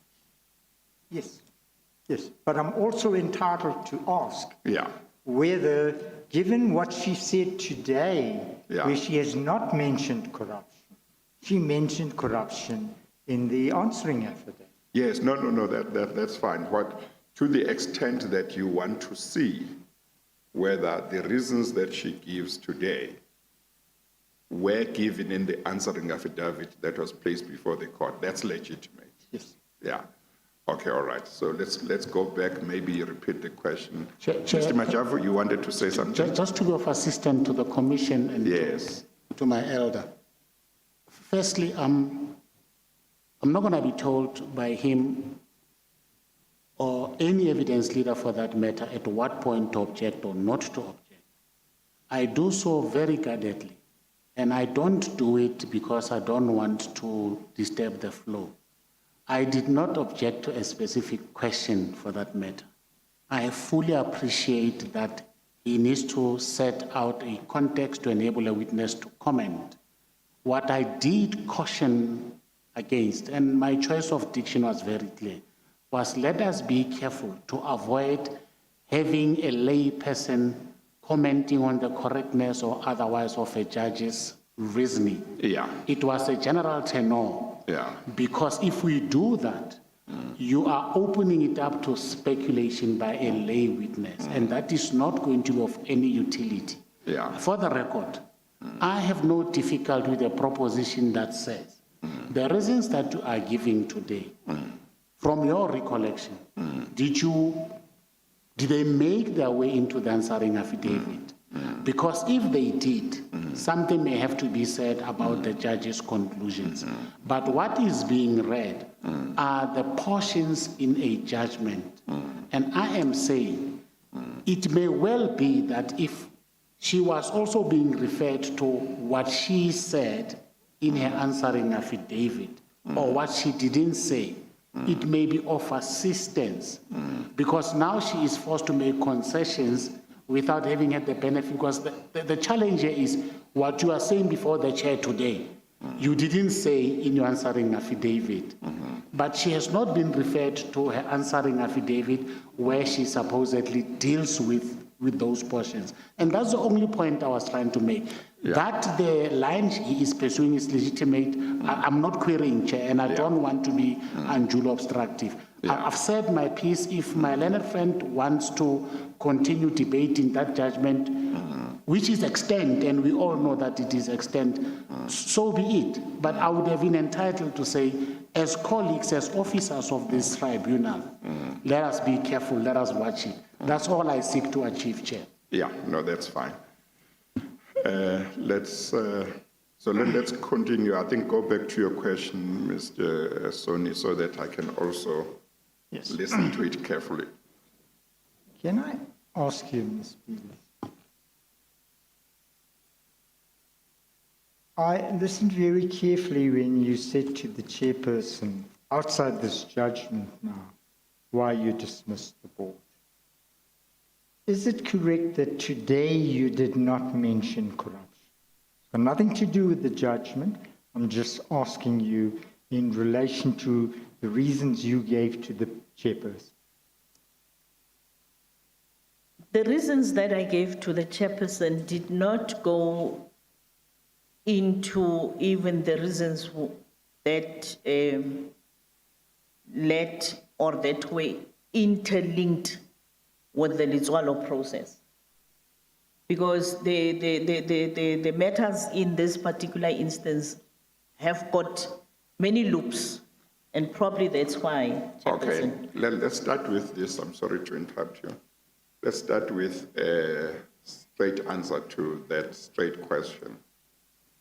When you told me today the reasons why you dismissed the board, did you include corruption as one of the reasons? I think that was the question. No, Chair. Okay, all right. Now, do you recall whether you included corruption in your answering affidavit? I don't remember, Chair, but there was an issue related to the overpayments and of remuneration and other allegations which were not part. Yes. Okay. Which did not relate to corruption. Okay. Yes, okay. Now, then the learned judge says, in response to what he says was contained in your affidavit, he says quite clearly, nowhere does she state that she afforded the relevant directors an opportunity to be heard on these issues before she took the decision to remove them. Now, that's a legal matter relating to two, if I could just say to you, one of the things you had said in your answering affidavit is, in regard to Mr. Litswalo, you had said to the board, look, on the 1st of March, please tell me how we can sort this out. But on the second issue, the learned judge says you didn't give the board an opportunity to respond to whatever allegation you made. That's the point that the learned judge is making. Yes, Chairperson, and in my last response in this House, I did give an indication that that is the procedural technicality that was found at that particular time. Did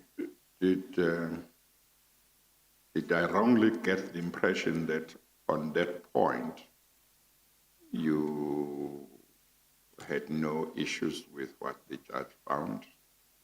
Was I wrong to get that impression? To say I did not ask them You to did not give me. have issues with the finding on what you call was a technical procedural point? Okay, let me, I think when you dealt with the issue of the procedural fairness or the finding by the judge, or my impression was that you did not have any issues to say no, but the judge should not have found that because I did give them a hearing. That's the impression I got. Was my impression correct? Yes, Chair, because I did indicate that given an opportunity, if I had another opportunity, I would have appealed. It was based on that. Oh, okay, no, maybe speaking at cross purposes, you would appeal if you disagreed with the finding. Did you disagree with the finding? I don't need you to go into details. The finding that technically, as you put it, you had not given the directors an opportunity to be heard on those Yes, other Chair. allegations. Okay, all right. Can I ask you then, Ms. Peters, to turn to page 131, and you'll see near the top of the page is a paragraph 60, but I just want to, and you don't need to go there, in the previous paragraph, the learned judge deals with two issues. One is your removal or your decision to remove the directors, and the second to appoint a second set of directors with Mr. Nazir Ali being the chairperson. That's correct, isn't it? That's the board you appointed on the 9th, I think, of March. Yes, Chair. All right, now I want to read to you what he says at paragraph 60. He says, I've reached a conclusion that the applicants, that's the former directors, or should I say the removed directors, have proved that they have a clear right to challenge the decision taken by the minister, and furthermore to have the decision reviewed and set aside, or to obtain an order suspending the operation of the removal of the notices of removal. The removed directors have a right to the proper exercise of statutory powers by the minister, who exercises public power and whose decision in this regard is subject to administrative justice. Secondly, it is in the public interest that the affairs of PRASA be properly regulated by an independent board of control, independently of any interference from government. Thirdly, and finally, it is of paramount importance that corruption in PRASA be exposed and prevented. The public has an interest to fight the deep-rooted corruption in the country because it compromises the democratic ethos, the institutions of democracy, and gnaws at the rule of law. Accordingly, the appellants therefore have a clear right. Now, that's the basis on which the learned judge, Justice Peter Mabuze, set aside your decision. Yes, He Chair. gives his reasons for it. Yes, Chair. Now, I heard you not only today, and I've heard your attorney on your behalf say that if you had the opportunity, you would have appealed against this judge. Chairperson, I'm sorry, what is the question? I missed the said question. if you had had the opportunity, and the opportunity, Chairperson, I'm saying didn't arise because the judgment is given on the 10th of April, but she was no longer minister from the 30th. Yes, yes. So that's the only point. So it wasn't a question, you were just mentioning that. Well, no, I'm saying to Ms. Peters that you would have appealed this judgment. Yeah. That is She has your confirmed evidence. she That's would have correct. appealed, yeah. I would have appealed Yeah. the judgment, Chairperson. And when you appeal, you don't Your just, grounds, yeah, you give your answer properly. yeah, okay. Can I ask you to now turn to your affidavit? which Maybe appear- this might be the right time to take a short adjournment. I say we've gone past 4. Let's take a 10-minute adjournment. As you please. We'll resume, it will be 30 minutes at 20 past 4. We adjourn. As you please.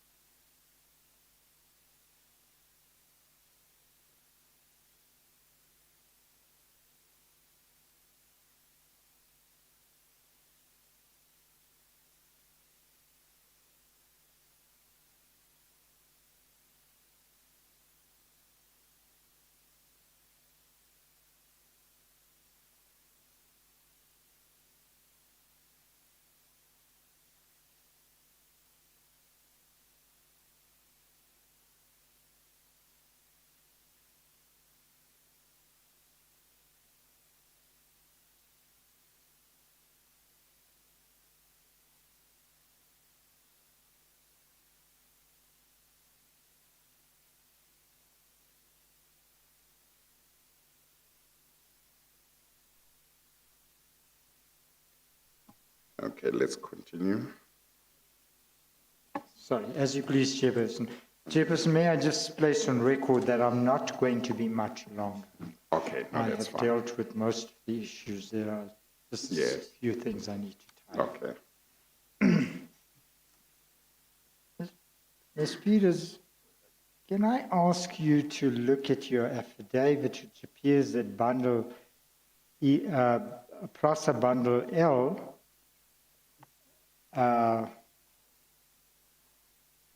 exhibit SS 22, and turn to page 14, which is now the opposite one. It's on the top left-hand side, L14.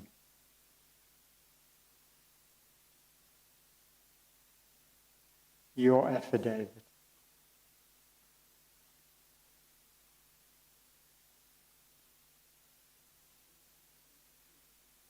L14. Just switch on your mic, Ms. Peters. Thank you, Chair.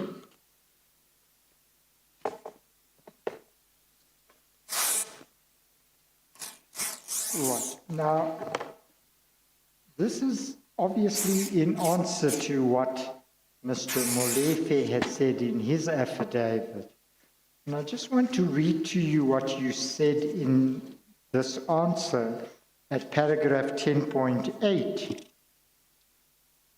After dealing with the complaints he made about Werksmans and other matters, including the Werksmans matter, you say at paragraph 10.8, lastly, it is common cause that I dissolved the Molefe-led board as I lost confidence in them and felt that they were clearly failing to turn PRASA around.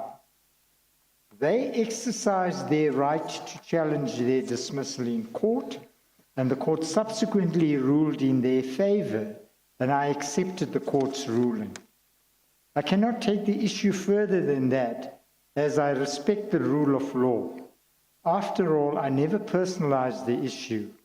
Hence, I accepted that the court overturned my decision in my representative capacity.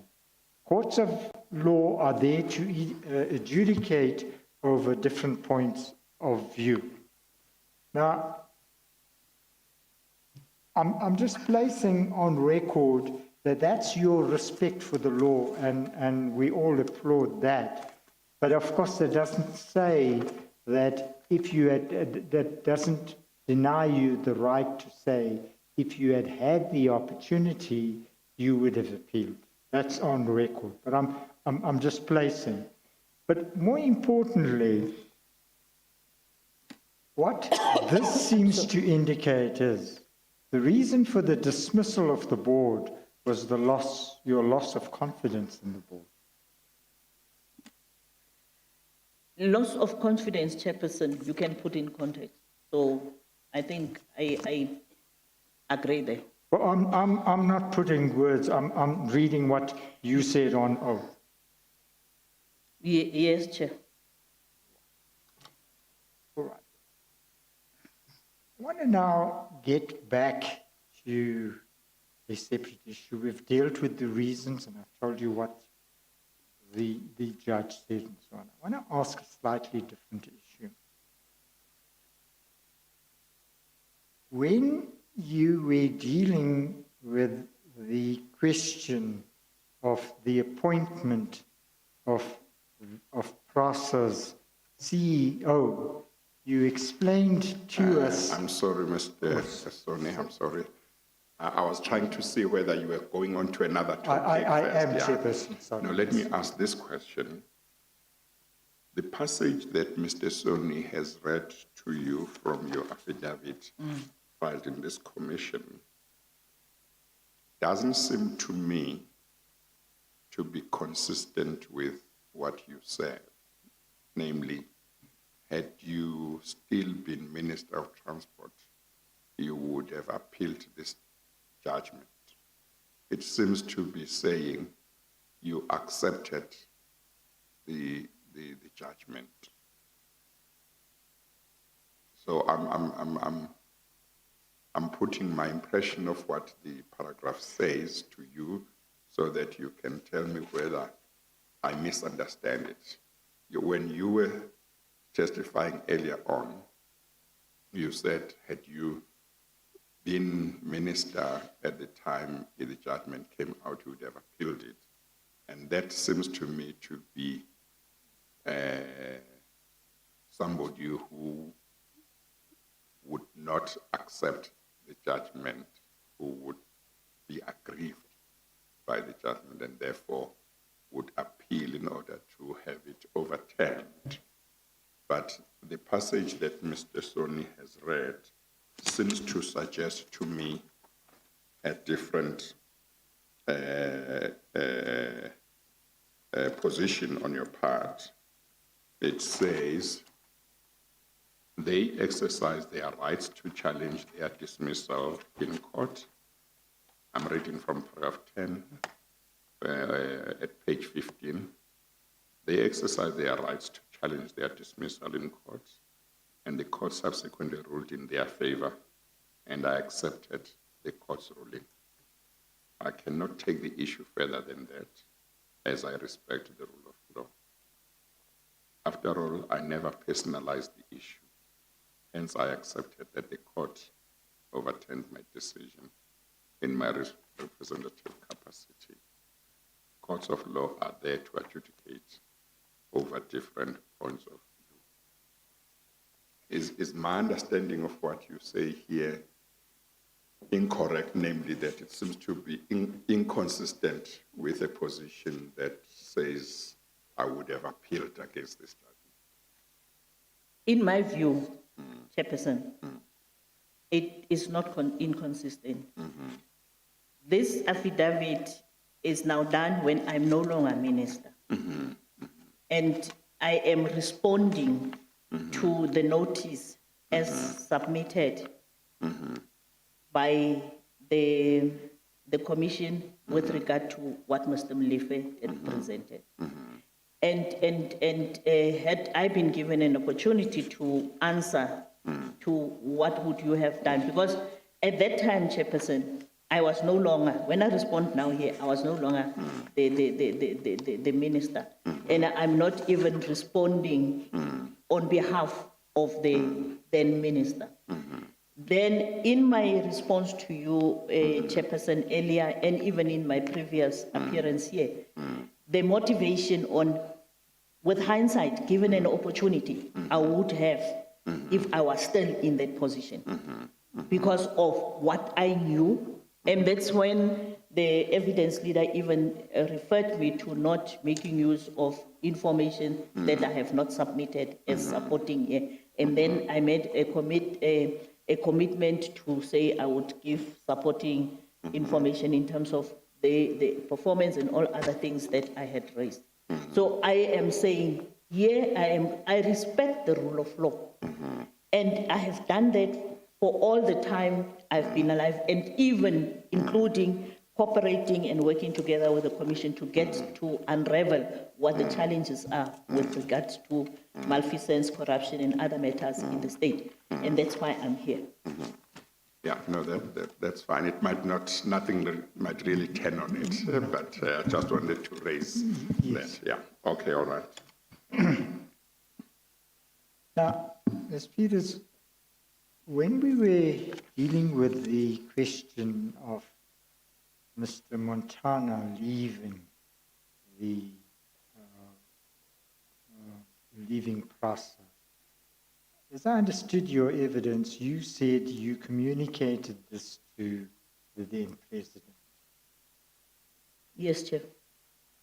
Now, you then, because we went into the question of what role the cabinet plays and the president plays, and you said to us, well, these names are submitted to cabinet in a sense for approval, and it is a sort of sounding board. Is this person going to be a good fit or not? That's how I understood that. That's Yes, correct? Chair. Can I ask you, and then you also said that a similar thing applies And I mean, that's why, well, not applies, but that's why when a person leaves as CEO, you would want to tell the president, and you made a point of telling the president about Mr. Montana's leaving. You remember that? Chairperson, in this instance, I can't give a yes or no. I gave an indication on the number of imminent vacancies that were going to emerge in the state-owned entities at that particular time. And I still stand by my indications, Chair, that what I said last time, that based on the institutional memory, the experience, the knowledge, and all the capacity issues these people had, and because of the different stages of development that South Africa was in and the plans that we have, I gave an indication that we had just adopted the transport master plan, we had just adopted the rail policy, and that quite a number, including the single transport economic regulator, and quite a number of other instruments that would have helped us to move faster with development in this country. And I went to the president with an understanding that I am the minister. Remember, ministers have a first line of advice even to the president. I went to the president to make him aware that there are these, and if you allow me, I can even mention the names of those people because they have been historically in the department. They were part of the genesis of the department, from Minister Maharaj to Minister Jeff Hadebe, to Minister Spundebele, to Minister Ben Martins, and to myself. And I said it will be wrong for a government to invest in this capacity, and especially black people, and then lose them to go out and probably start their private sector consultancies, and with exorbitant cost now come back to the state. And it was under that context that I went to the president to alert him about these vacancies. That time it was going to be about 8 months or so before the due time of Montana to leave.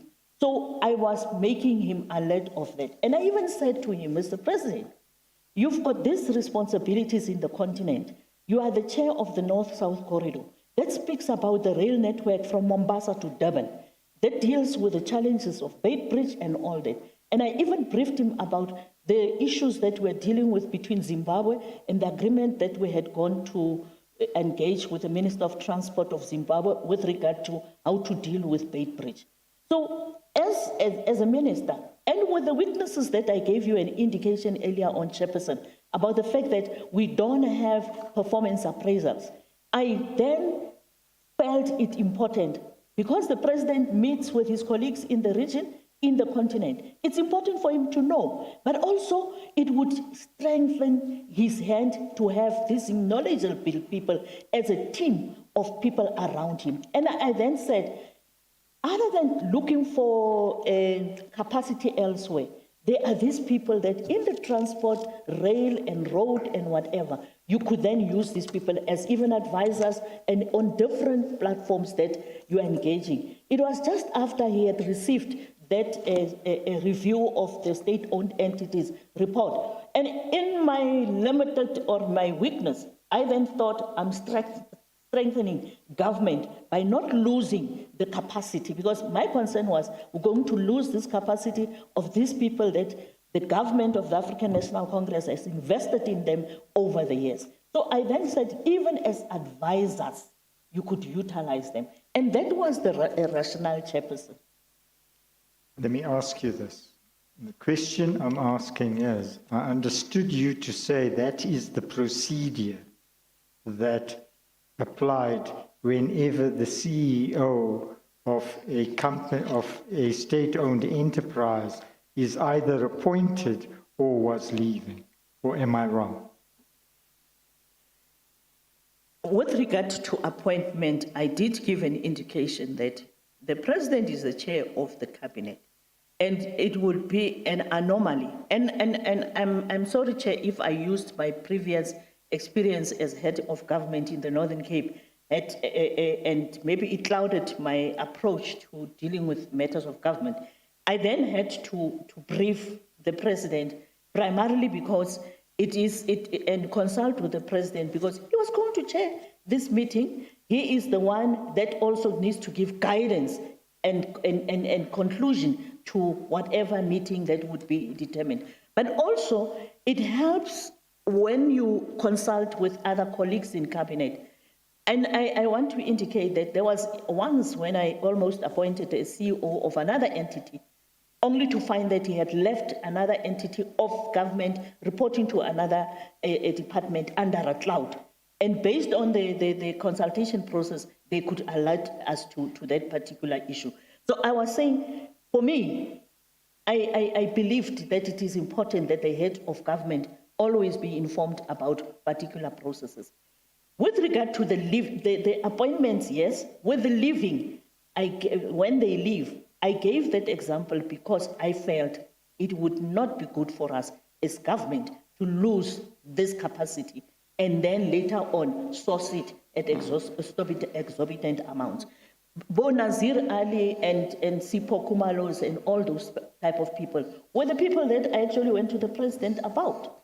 Yeah, okay. So would your answer be that with regard to the appointment of CEOs of SOEs,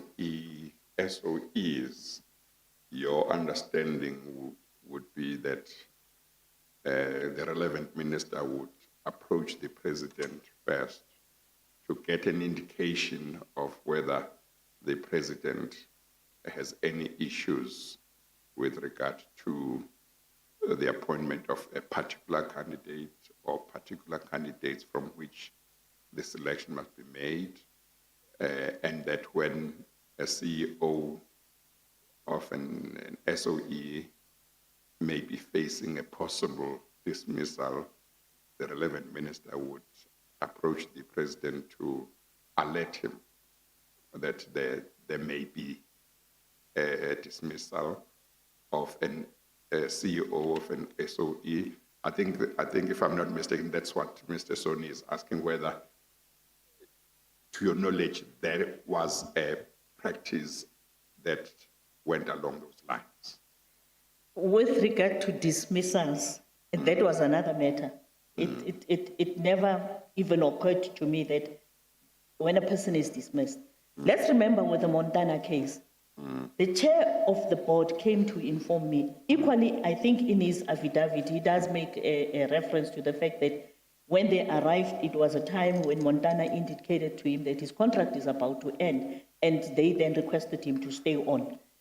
I then knew that Montana's contract is coming to an end. I think it was the next year towards either the end of that year or the next year. It was the end of the year, I think. But it was early in the year. So then I made the president aware that prior to this time arriving, make it possible that in not actually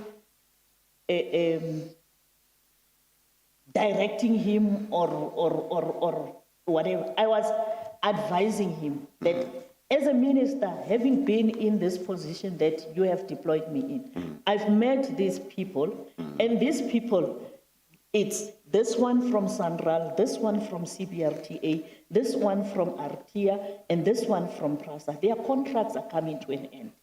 But I believe that there is knowledge, history, and information, and whatever skill that they have that we cannot lose. Okay. It was only in that instance, Chairperson. Yes. So is your answer that as a general practice, you are or you are not aware that ministers will approach the president and alert him if the CEO of an SOE under their portfolio may be leaving or may be dismissed? I can repeat, Chairperson, with regard to dismissal, that is a labor-related matter and labor law issue. There was no way in which we could get involved. But with regard to the possible or the imminent ending of a contract, I don't know about other ministers, but I am saying in this instance, I used my previous experience and I used the fact that we're losing expertise, Okay, no, Chairperson. that's fine. I've understood what you did in regard to the specific instance. I think Mr. Sodi wanted to know if there was a general practice. No, it is not a general application. Okay, but with regard to the appointment, the president would be approached by the relevant minister to say, whatever process has been followed, here is a name that I may be presenting to cabinet or for consideration to fill the position of CEO in such and such an SOE. Is that correct? I don't know about others, but I know Yes. in my situation I You did did that. that. Okay, all right. Now, in regard to the appointment of boards, what role did Cabinet play? Pardon, Chair? With regard to the appointment of boards of SOEs, what role did Cabinet play? Cabinet equally, same procedure, appoints the boards of SOEs. And if you have the courtesy to do the same approach to the president, you will do it. Like I say, I had made it my approach to say, this is what I am presenting before cabinet. Even with regard to policy, I used to do that.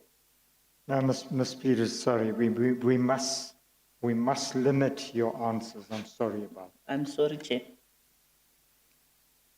Now,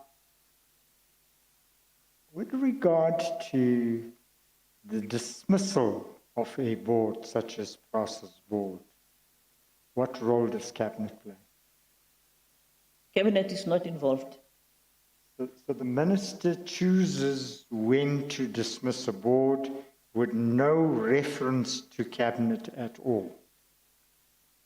Once you have appointed the board, you as the minister work with the board reports to you, and when the time had arrived, I'll make this instance, when the time had arrived where there was these particular issues, I then terminated the board, wrongly or rightly. Well, let me ask this question. With regard to SOE boards,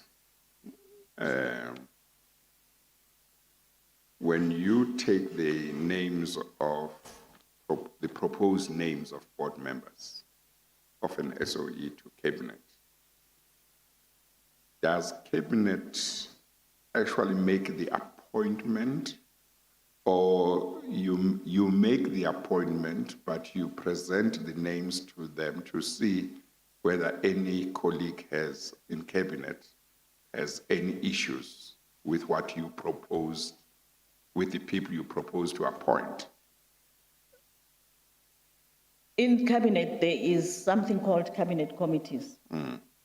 The first report or the first cabinet full package will be presented to the cabinet committee. And if the colleagues support you and agree with that particular, it would then be part of the cabinet minutes that goes to cabinet. So if they approve, Yes, Chair. yes, but who actually does the appointment? Do they say you can go ahead and appoint this board, or do they say we appoint this board as cabinet? So do you make a recommendation to cabinet and cabinet appoints, or the power to appoint lies with you as minister, but you take the matter to your colleagues in cabinet for consultation purposes? For consultation, Chairperson, and support, in most instances, it's there for support. They would support you. Remember, Chairperson, when you are in a position of authority like cabinet, you don't govern for your own self. Even the next ones that come continue with the process. Yes.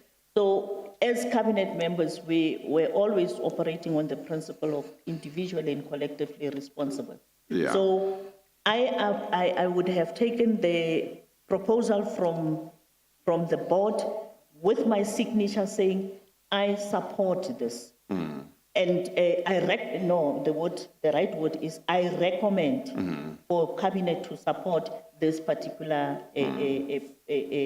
board appointment. And they, in most instances, Chairperson, they would support. But the actual letter of appointment comes from you. The actual letter of, yes, And because the minister is the You are the delegated appointing authority as far as the board is concerned. back to the board to say, cabinet has approved this. And in most instances, cabinet, the board would already know, even before the minister writes back to them, that because there would be the next day a cabinet statement. Okay, it might not have been, might not be as clear as I would have liked, but I think we can proceed. Yes. Now, Ms. Peters, the power to appoint boards rests in terms of the PRASA Act with the minister, and the power to dismiss rests with the minister. You're aware of that? Yes, Chair. Where you are dismissing all the members of a board, is that a matter that you would regard as unusual to take to the president or to take to cabinet? When that happens,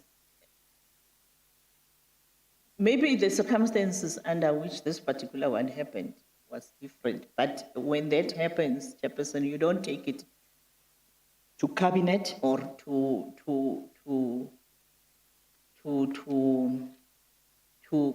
cabinet or to the president, because the responsibility has already been given to you, and you discharge that particular responsibility, and you take responsibility for the actions that ensues from that, rightly or wrongly. And I would want to say, if it was wrong, then Yeah, you make the decision that Yes, you believe Chairperson. is correct. Whether somebody else thinks differently, that's the Yes. decision you make. yes, Chairperson. Now, that's the principle. In this case, did you discuss this matter with the president After the board was dismissed, before the board was, not before the board was dismissed. after the board was dismissed? After the board was dismissed, I phoned him and just informed, I think, if my mind serves me well, I phoned the Secretariat of the President to inform him that this is what Yeah, happened. don't speak away from the mic, so. Okay, Chair. Yeah, just repeat. I'm trying to recall exactly how the process unfolded, but I think I phoned the Secretary of the President to indicate that she must inform the President that this is what happened. If it comes up in the news, he must not be surprised, because time did not allow. When did you take the decision to dismiss the board? When did I take the decision to Yes. dismiss the board? You wrote the At the- letter on the 8th. Yes, Chair. When did you take the decision? On the 7th, I think I wrote to is it the 5th or the 7th? I wrote to the board to indicate to them that they must deal with these challenges related to their spats and their conflict. And at the end of, I think it was the end of that week, I took that particular decision. I think it was a decision that I made that up to so far and no further. Do you recall whether you made the decision on the 8th, which was, I think, the date of your letter to them, or the previous day or 2 days before the 8th? I think it was on the 8th. It was on the 8th, okay. Now, I read to you a passage in the parliamentary or in the portfolio committee debate where the person who succeeded you as Minister of Transport, Mr. Masungwai, said, but there's just 3 months left. Why, even if it's incompetent, why should we dismiss this board? You heard that debate, I mean, you read that that's what he'd said. Can I ask you, why did you dismiss the board 3 months before its term of office ended? Chairperson, I did indicate that it might have been wrong at that particular moment, but for me at that moment, I thought it was the correct decision. Okay. Now, you knew at the time, we know it's early March, you say it may be 6th, 7th, or 8th, it doesn't matter. But you knew in March that come the end of July, a new board needs to be appointed. You knew that. Yes, Chair. Just like you knew when Mr. Montana's contract was going to end that a replacement needed to be found. Yes, Chair. What steps did you take before you took the decision, irrespective of the decision? What steps did you take to find a replacement board? We had already started with the advert for the new board. When was that? Already around that time, the advert was out, Chairperson. And how long would that process have taken? I'm unable to anticipate how long it would have taken, Chair. See, I'll tell you why, Ms. Peters. You might remember I read to you what the late Mr. Mokwetu said in his affidavit. And we went through those passages, and he said two things.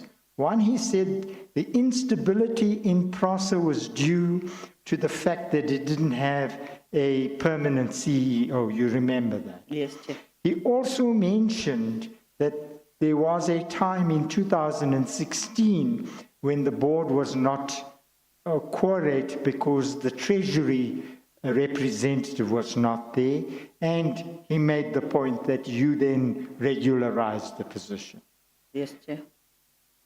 What is it that causes you, in spite of, and remember we've been through this, that there is exponential increase in irregular expenditure, Yes, Chair. and you don't have a permanent CEO? What causes you to create more turmoil? And I'm putting this to you. What causes you to create more turmoil and dismiss the board there and then? Chairperson, I did not create more turmoil. I created an opportunity with the interim board. But that's exactly the point that Mr. Mokwetu was making in regard to interims. He was saying PRASA doesn't have a CEO since July 2015. Everybody thereafter is in an interim position. This is what's creating instability. But that's the very thing you do. You dismiss a permanent board.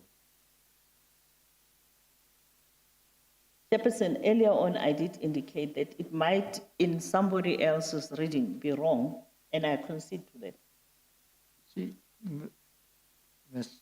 Peters, I want to say something to you, and I have to put it to you. Mr. De Freitas says that the reason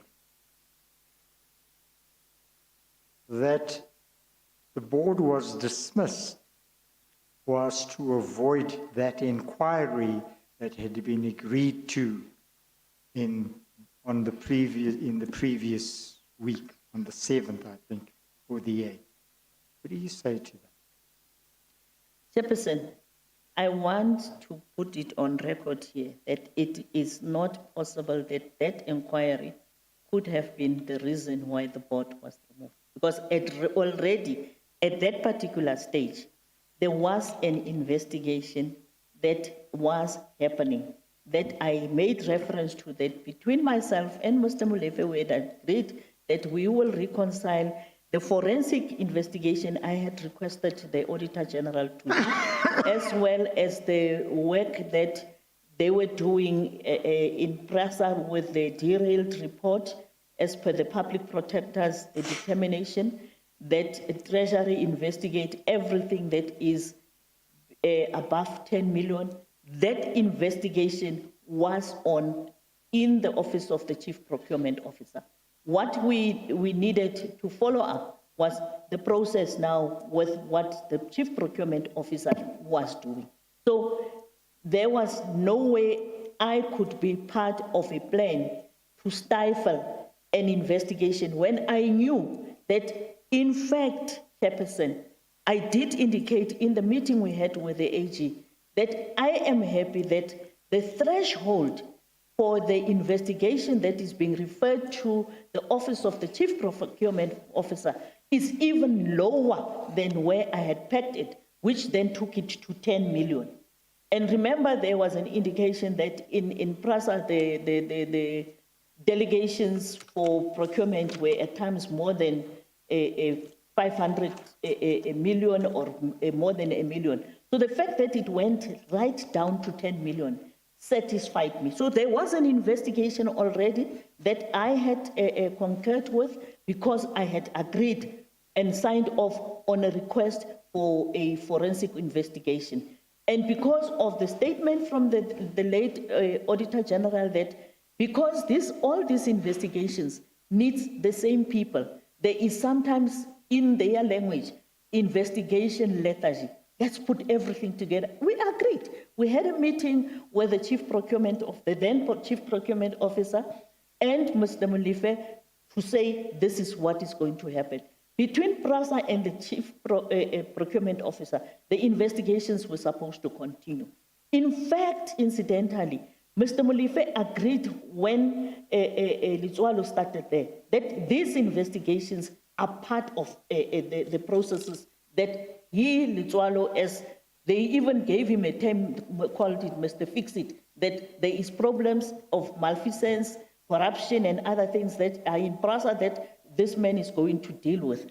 And Chairperson, I wanted to indicate here that the fact that Mr. Maswangani did not continue or took whatever decision, he is responsible for those decisions that he took thereafter. There is a saying that says you don't rule from the grave. You can't want to come back as a former minister and say, but you are doing wrong, you should follow that. And it had never happened in my engagements with the portfolio committee to determine for them what they needed to do. Even when they had called me to be before the committee, I would always adhere to what the committee had said we should be doing. So the fact that the investigation did not continue, I cannot take responsibility for, Chairperson. Thank you. The choice before you at the time you made your decision, whichever day it was in March 2017, the choice before you was this. I either disregard what Mr. Mkwetu has been saying to me over and over again about the disruption that not having a permanent board or a permanent CEO will have, or I can tolerate this board for another 3 months. That was the choice. You agree with me? Yes, switch on your mic. You can keep it on. Thank you, Chair. I don't know what the choice was before me at that particular time, Chairperson. Let me ask this question. If you dismissed the board 3 months before the expiry of their term and you appointed an interim board, would the term of the interim board be the 3 months, or would it be whatever period you were you felt you could give to them? Was it the 3 months remaining that would not have been served by the dismissed board? Yes, Chair. Yes. Because like I indicated, there was already a process in place. for an appointment of a new board. Because this board's term was coming to an end. So that process was in place. That's why I then took a decision that this be an interim board, so that it would also allow me with the process of the new appointment to do the consultation rules that we would have done. They would have served the remaining period. Well, I guess maybe Mr. Soni has this question in mind that he maybe was going to ask, or he is asking.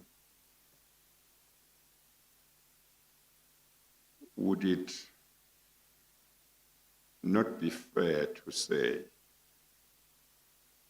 to dismiss the board when all that is left is 3 months for its term to expire, couldn't have been based on a reason that had been there for a long time?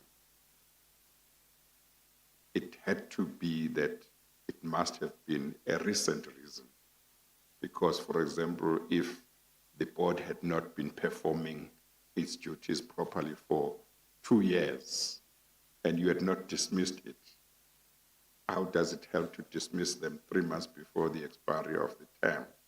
But if there is something that has arisen that wasn't there, that prompts you to say, this board must go, then one could understand. What do you say to that?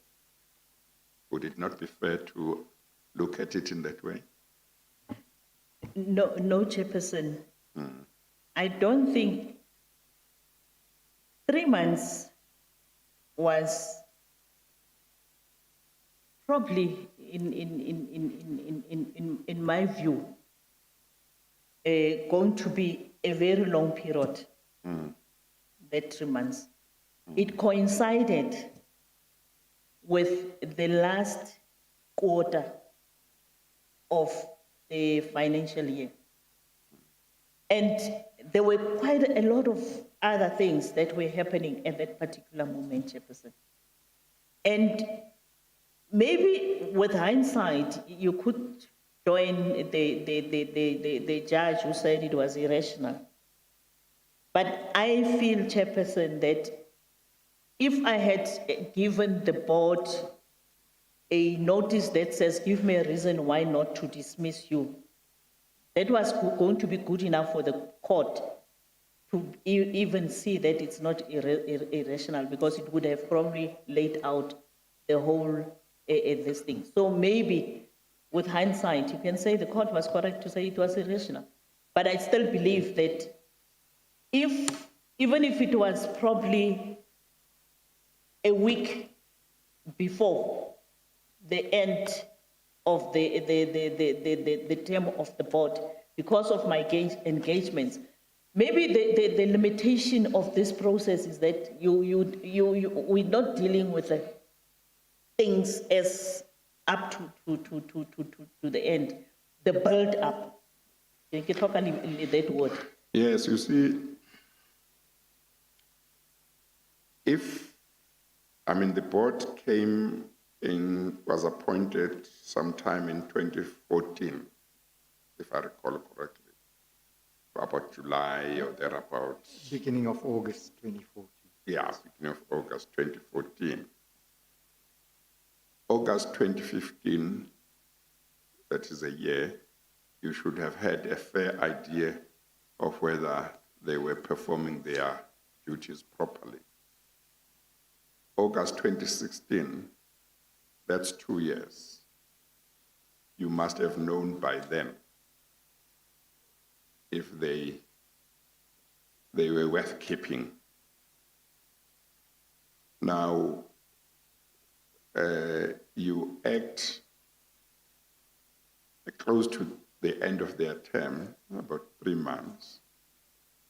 If it was about performance, I just have difficulty with the idea of, I don't have difficulty with dismissing them if they don't perform. I don't have a problem. They should be dismissed if they don't perform. But I have difficulty in understanding the decision to dismiss them 3 months before the end of their term if the reason for dismissal is performance, or if the reason is something that had been there for quite some time. If it's if it's something that had just happened, maybe one could look at that. But also, it seems to me, one would,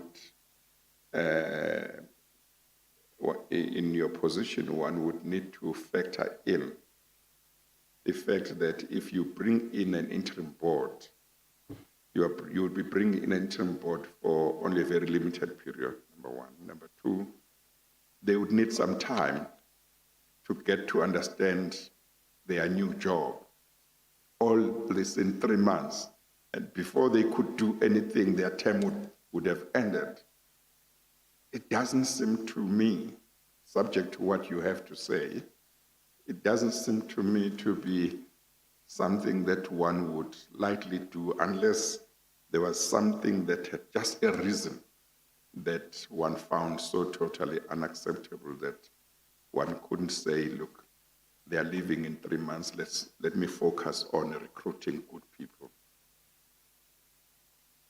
That time when this thing happened, Chairperson, and even in the letter that I don't know whether I did indicate in the last hearing that I will avail that letter that I wrote to the chairperson of the new interim board about what is expected of them within that short period that they were there to do and make sure that they investigate the issues of the 350% a salary increase, the unending or the prolonged investigations that was happening and all those other matters that are in those particular letters.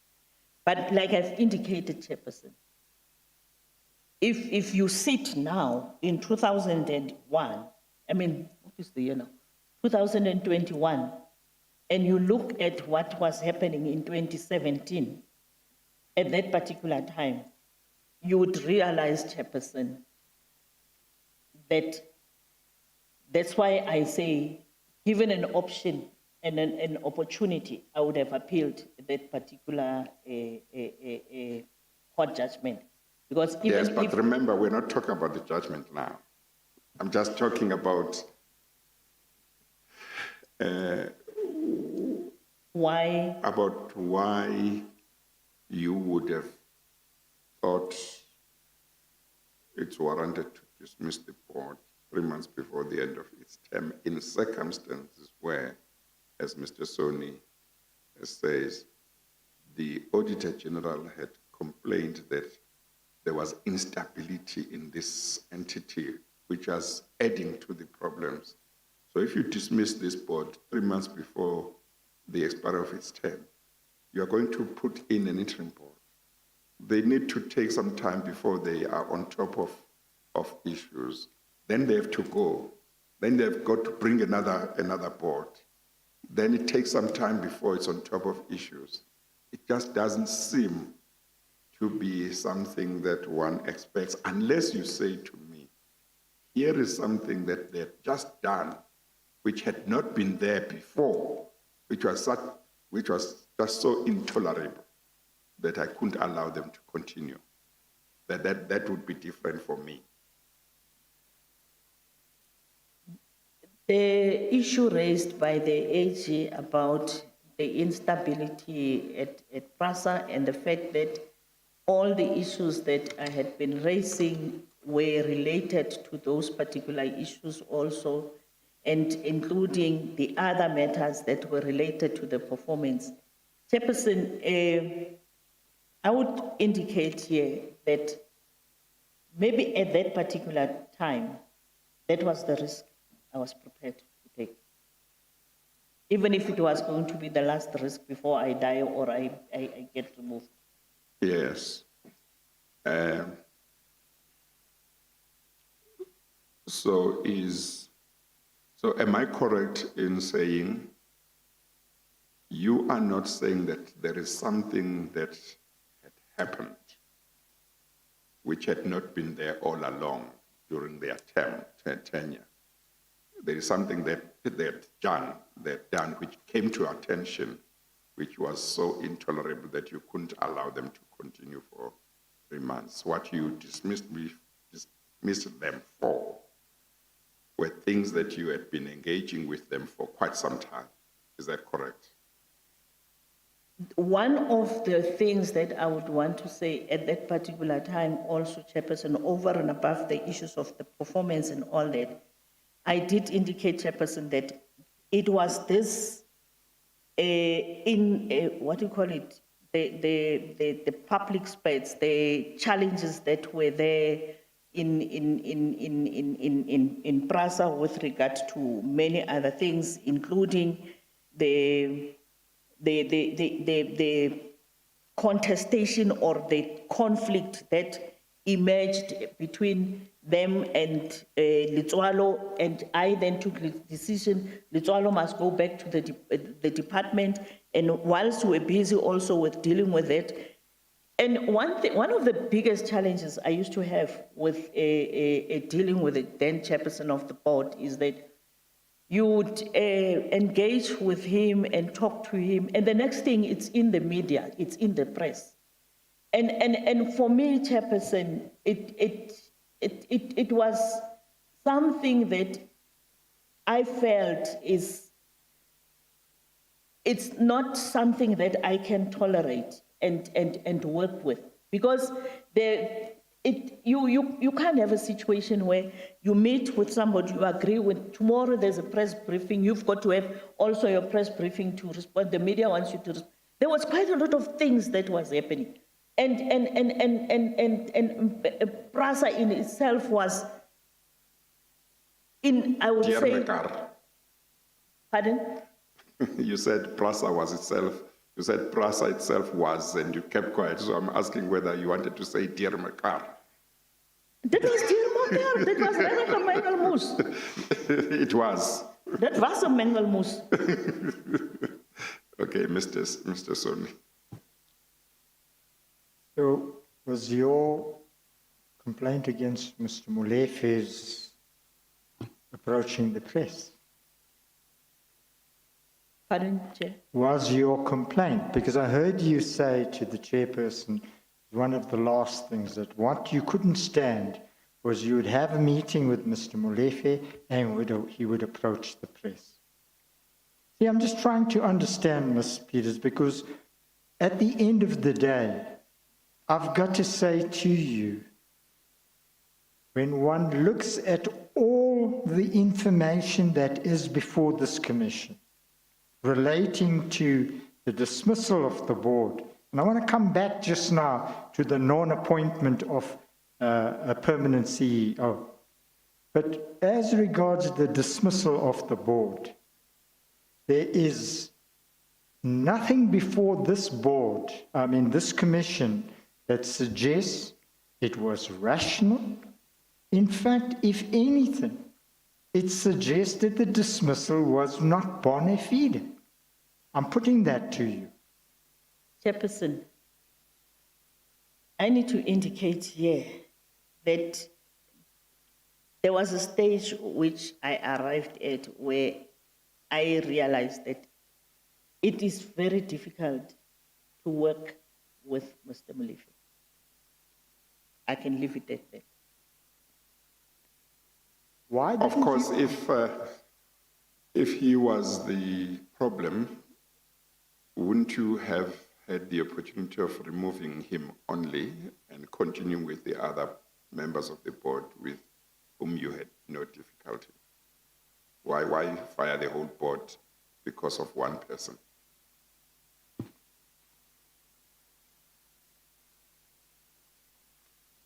Maybe because I had taken that at time, when you meet with all of them, they don't,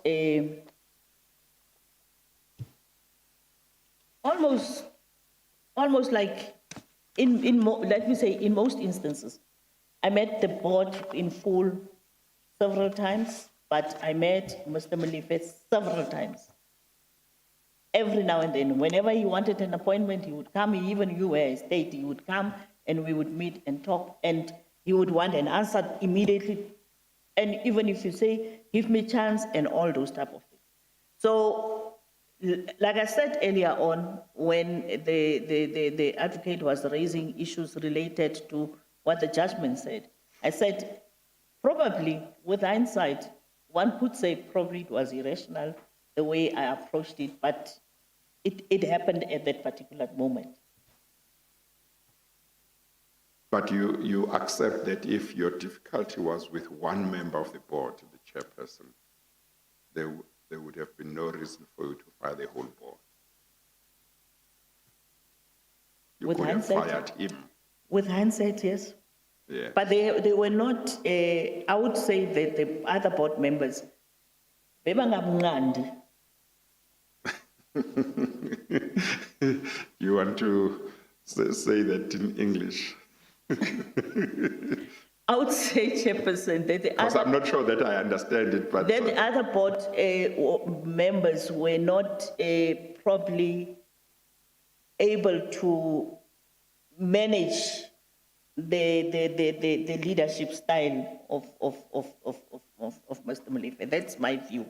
yes, but of course, once he was not there, that problem of theirs would not be there because it would be somebody else who would be chairperson.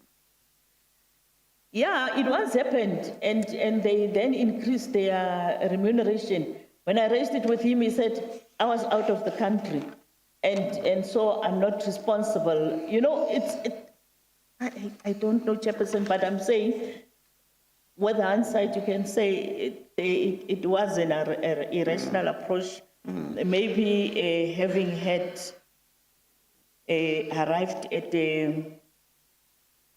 up to so far and no further. Maybe that is. You see, the reason why both Mr. Molefe and I probe into your reasons for certain decisions, such as Mr. Soni, Chair, you said the reason why Mr. Molefe and I'm just correcting that I'm Freudian sorry. slip. And I did not hear myself. Thank you. Thank you, Mr. Majavu. Thank you. The reason why Mr. Soni and I are probing certain issues, including your decision to dismiss the board, is we want to understand how certain things happened at PRASA. And we want to understand because sometimes decisions are taken and certain reasons are given for those decisions, but those decisions are not the true, those reasons are not the true reasons. There are other true reasons that are not being advanced. So we want to know whether reasons that were given were the true reasons, or there maybe have been other reasons, or there may have been certain pressures, we don't know.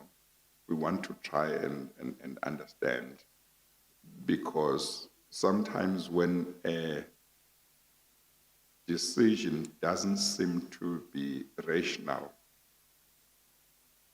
it might mean you must probe further because you might arrive at the true reason. So I'm not saying necessarily that the reasons you gave were not the right reasons. That can be decided later. I can decide that later.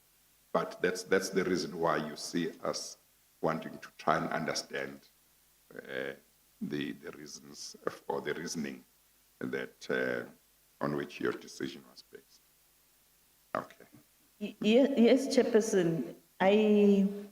Like I said earlier on, that at that point I just took a decision that says, if that's the risk I'm taking, I'm prepared to follow, to bear the consequences. Like I said earlier, if there were other pressures, they were internally within the transport and PRASA related. Within your portfolio? Yes, in the portfolio itself, Chairperson. And at that particular time, like I said, that at the end of a meeting where I was with the board and CEOs were taking a decision, there would be a assessment of all the boards. All the boards took that, PRASA board refused, and there are quite a number of other things. But I understand your question, Chairperson, to say, why do it when 3 months was remaining? 3 months remaining, but the process that you take to appoint was not necessarily going to be that 3 months. At times, it went beyond the 3 months, primarily because of the process that you need to follow. Maybe that was what informed me, because the advert is out, but I know in the back of my mind that we might say there's 3 months remaining, it could be 6 months, and for me, the other processes would have helped. But in terms of somebody saying, do this, I acted at that particular time. It was your own decision. It was my own decision. And that's why I said, Chairperson, that if I was irrational, I accept that. But I still say that if we had been given, I was there on the 10th of April, and the outcome came, because of the weakness, and I need to acknowledge that at times, even as government, the reason why we lose cases in court is because of the weaknesses of our affidavits and information.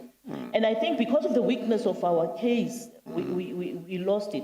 And I think that's why I say with hindsight, I believe had we appealed, we would have... You see, I think part of the reason why, for example, Mr. Soni was referring to the attitude of the portfolio committee with regard to the inquiry that they had decided should be conducted, is that the parts of Mr. De Freitas' affidavit that he was reading and the documentation from which he was reading gives the impression of a committee which at a certain stage wanted to get rid of the board.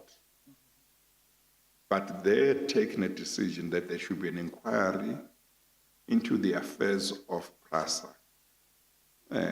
As I understand, they didn't say inquiry into the conduct of the board, inquiry into the affairs of PRASA, but obviously that would encompass how the board had handled certain issues, I would imagine. But then the moment you have dismissed the board, suddenly they say it's not necessary to have the inquiry. And we know, we know that PRASA was plagued with serious allegations of corruption during that time. Suddenly, it's not necessary to have an inquiry. So it's I think part of what he was looking at is why is this happening like this? And then, of course, you say, but it's only 3 months left. Why can't they wait? Why can't the minister wait? And so on. But I may be repeating what I've said, but I wanted to make sure that you understand the reasoning. Mr. Sonu? Yes, Chair, I understand the reason. Ms. Peters, you've just said to the chairperson, well, I knew this would take, or it may, we think it'll take 3 months, but it may take 6 months. Now, this is the difficulty I have with that. On your version, and I'm saying on your version because I've got to put it to you, I do not accept. On your version, you wanted this board out for some time, certainly before the beginning of March 2017. You'd had, as you said, you'd had your gut full of them. You'd had enough of them. They tested your patience. Yes. Right. That's why to avoid any extension of their term, if that was the position, you would have started the process of replacing the board 3 months sooner than you in fact did. That would be make sure that there would not be one more day with this existing board. Chairperson, I am saying that the board, in particular the chairperson, had stretched my patience for a very long time with regard to the core responsibilities of the work that was before them. It had nothing to do with the portfolio committee processes. It had nothing to do with any other matter, except the fact that that is where I had arrived at that particular time. And I still concede at this particular time that if it was irrational, it was because I was informed by my experience up to that moment, as well as, remember when the predecessor to the acting group CEO, Letsoalo, Mr. Molefe came and said, this man is useless. And now there was this one which we thought would be there to try and clean up and make sure that by the time the CEO is appointed, those issues that were set needs to be addressed, have been addressed. And then again, there is this issue with regard to this one. So, truly speaking, I was at my teether's end. And I felt that that is what informed me, Chairperson. And I am sorry that the portfolio committee decided to abandon its own processes based on the fact that the board was removed, when they could have continued. Because if you look at the letter that I wrote to the interim, I even take from the previous letter that I wrote to the chairperson of the board to say, I wrote to the chairperson with regard to these matters. Continue with them. Mr. Soni? Ms. Peters, I've heard you. Can I ask you just one question? I heard you say so many times that if it was irrational. That decision was taken in March 2017, the decision to dismiss the board. We are now in March 2021. When you reflect on it, was it rational?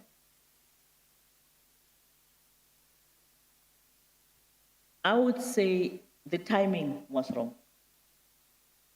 Thank you, Chair. So we can accept then, based on the fact that as has been put to you, there is 3 months left. What the Auditor General had said, the instability, the fact that there was no CEO. When you look at it now, it sounds irrational, and maybe one should have just waited until their term had ended and they would have ridden off into the sunset. Wouldn't that be the more rational thing? I don't know that.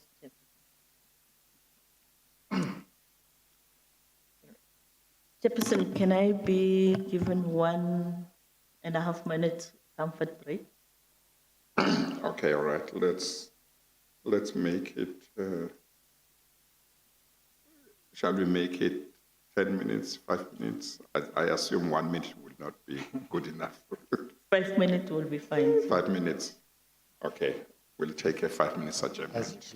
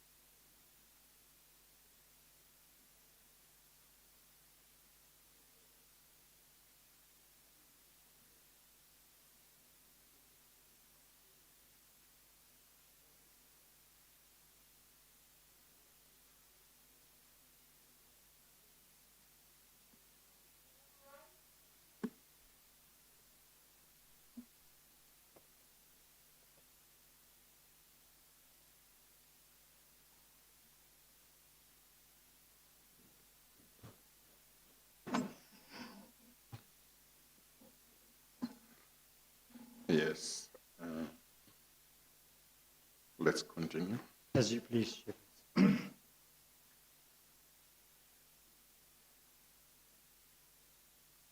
Ms. Peters, I want to finish this part of questions I want to ask you. I want to raise this with you because I've said to you I'm aware of your contribution to the new democracy. Just No. speak up a bit. Oh, Mr. Yes, sorry. Yes, I can't hear. So sorry, Chairperson. I was saying that I'm deeply conscious of and very appreciative of Ms. Peters' contribution to our new society. You know, Ms. Peters,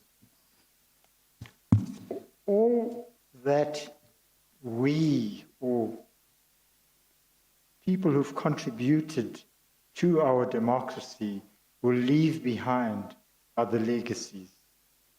Now, I say this to you, conscious of what the chairperson said, that one needs to understand what happened.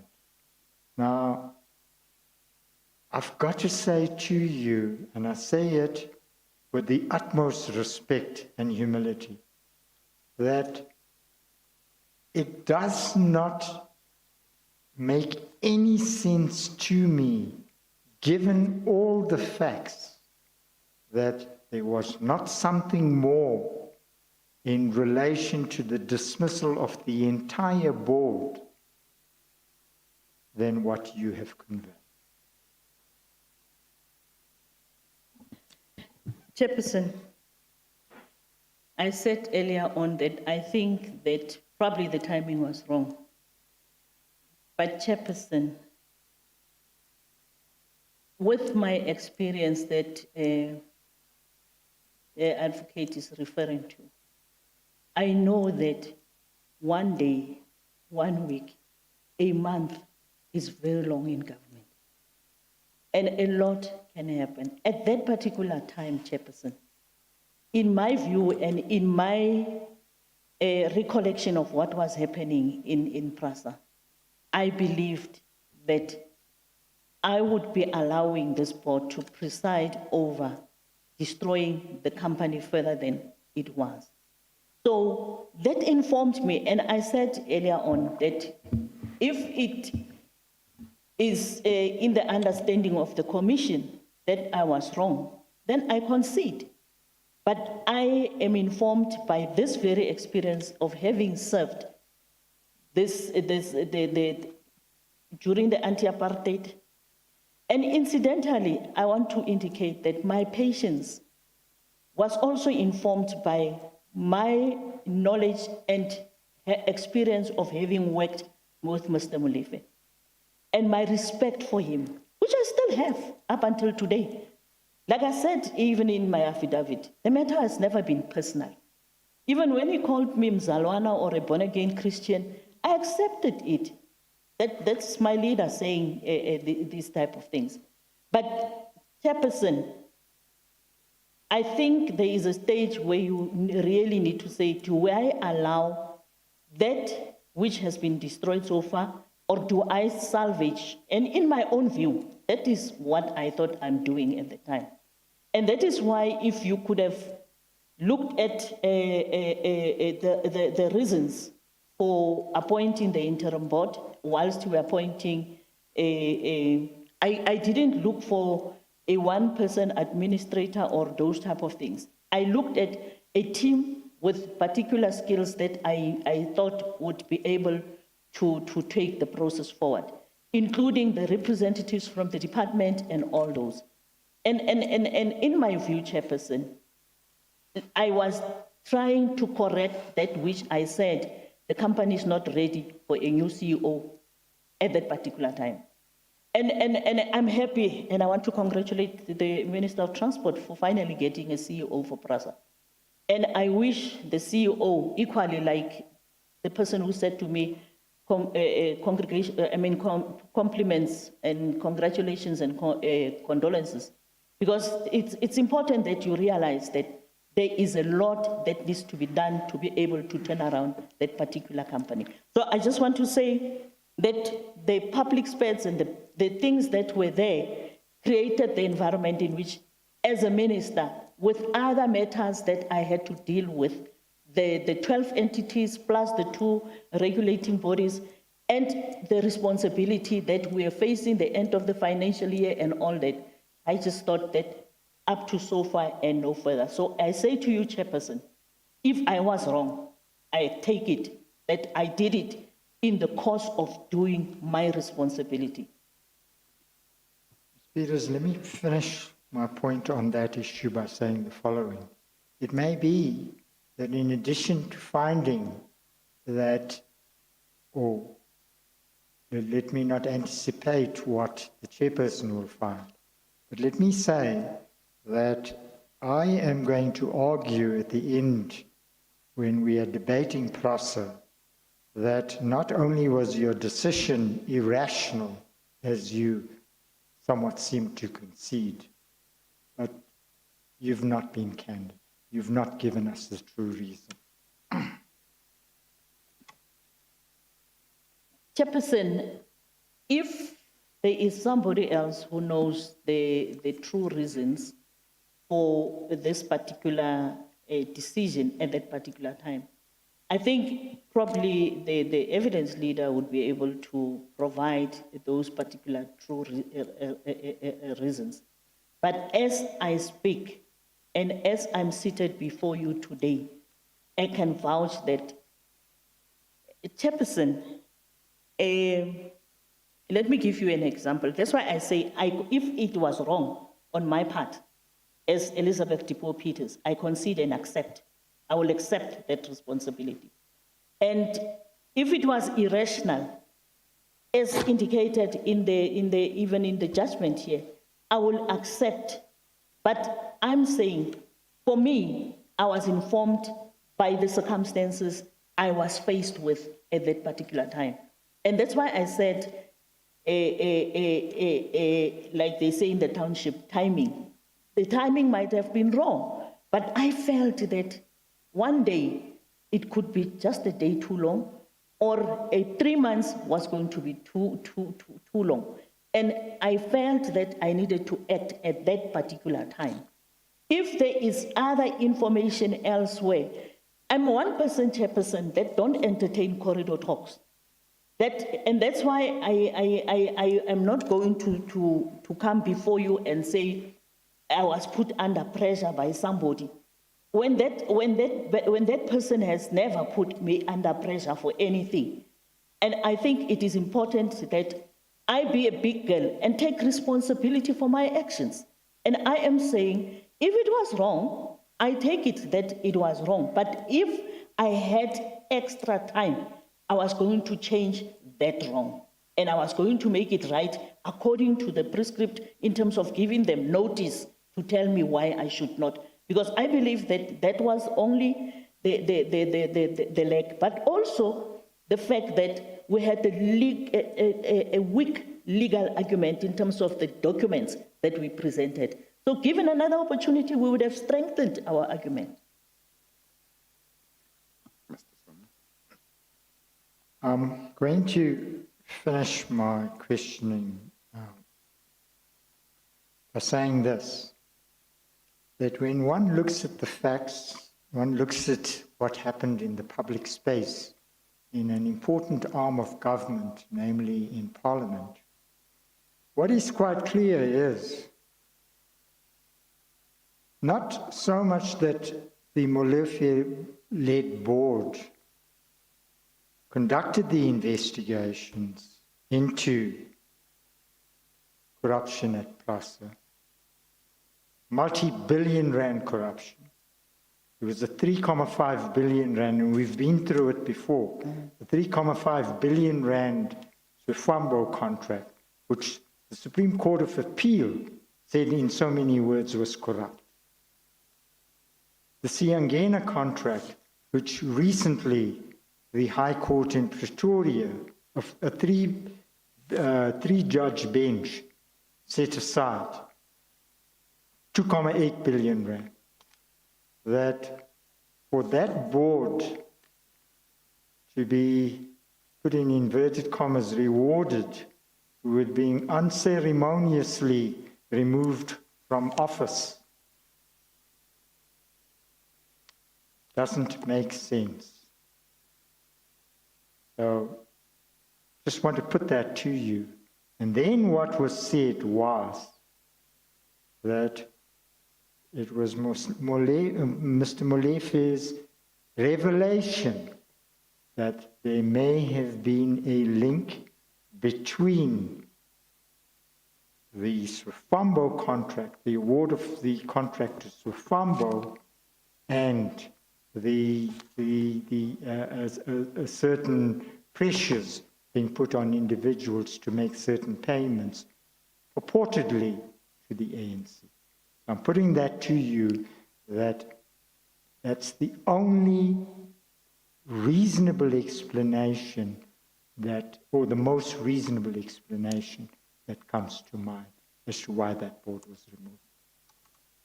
Chairperson, I want to indicate it here and now that there is no way that these investigations would have been the rationale or the reason. Because at the point when these investigations started, we had a discussion with Mr. Molefe, and we agreed, including, Chairperson, even on the new trains that are being built. We agreed on these investigations. And that is why somebody made reference in the last hearing that I think it is Mr. De Freitas that says in my answer to a parliamentary question, I did give an indication that I supported the investigation by Werksman. Yes, I agreed, Chairperson. We agreed even with the investigations by Werksman. And I gave an indication that in the time that this report about Swifambo and others came up, Mr. Molefe came with the chair of the audit committee and showed me, and that's why we even went ahead to say some of the matters needed the Auditor General to do a forensic investigation.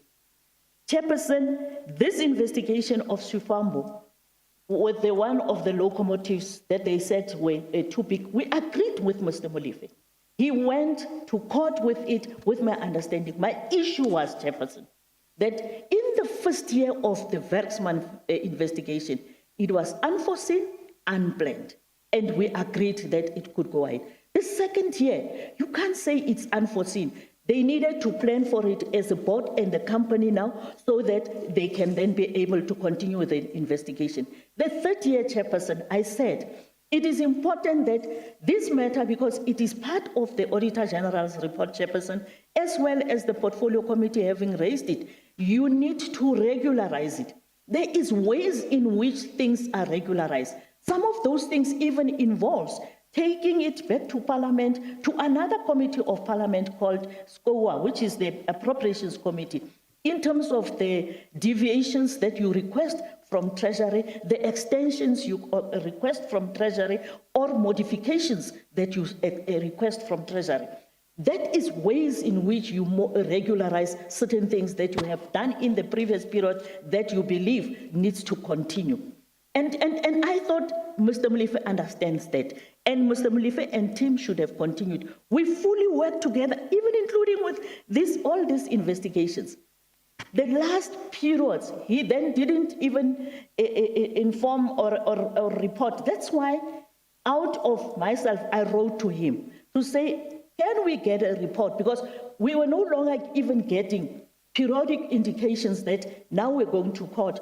This is type of happening. And I said, in my understanding and in my experience that Honorable Mr. Sonny referred to, I know that investigations, when they go on, they open another loop, which needs a new mandate. And therefore, if that is the case, we need to be able to look at the Werksman report, especially in view of the fact that it is linked now to the derailed report, as well as the combined investigation that we say the Office of the Chief Procurement Officer must follow up. Can we get a report on what has been done so far so that we can then be, in my own limited understanding and limited wording of the letter, I thought he would understand that this would also be part of the process that would help him to be able to regularize this irregular expenditure that is now growing. And at that particular time, we were already told that it is above 200 million.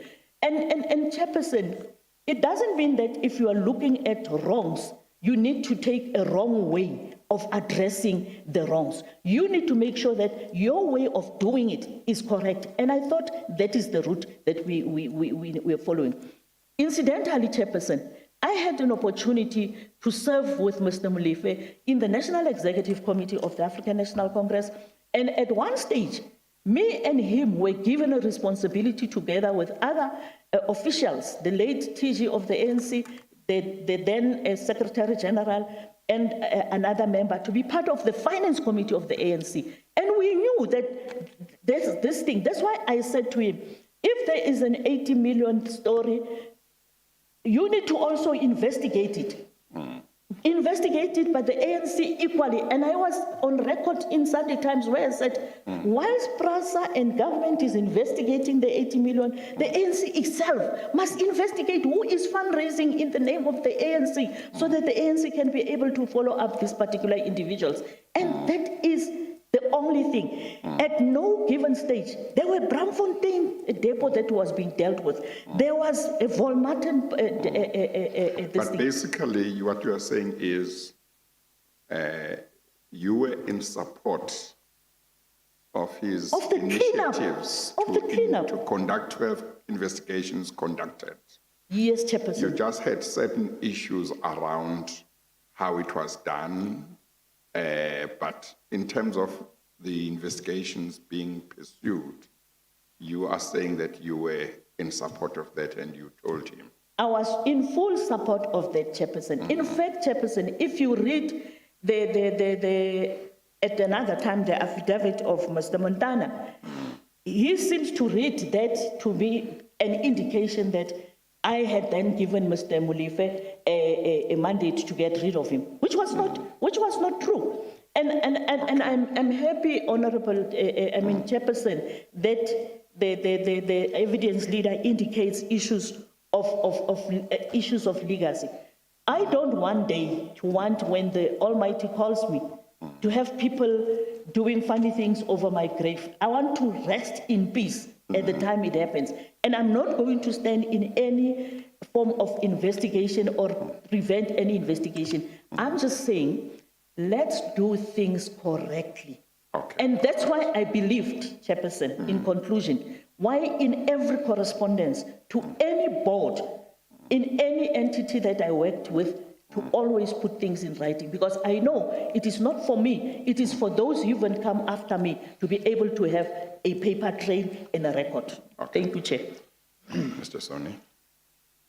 I'm going to suggest to you, is that just as your decision not to appoint a CEO from the time the board started pressing you to do that, as I understand it was early 2016,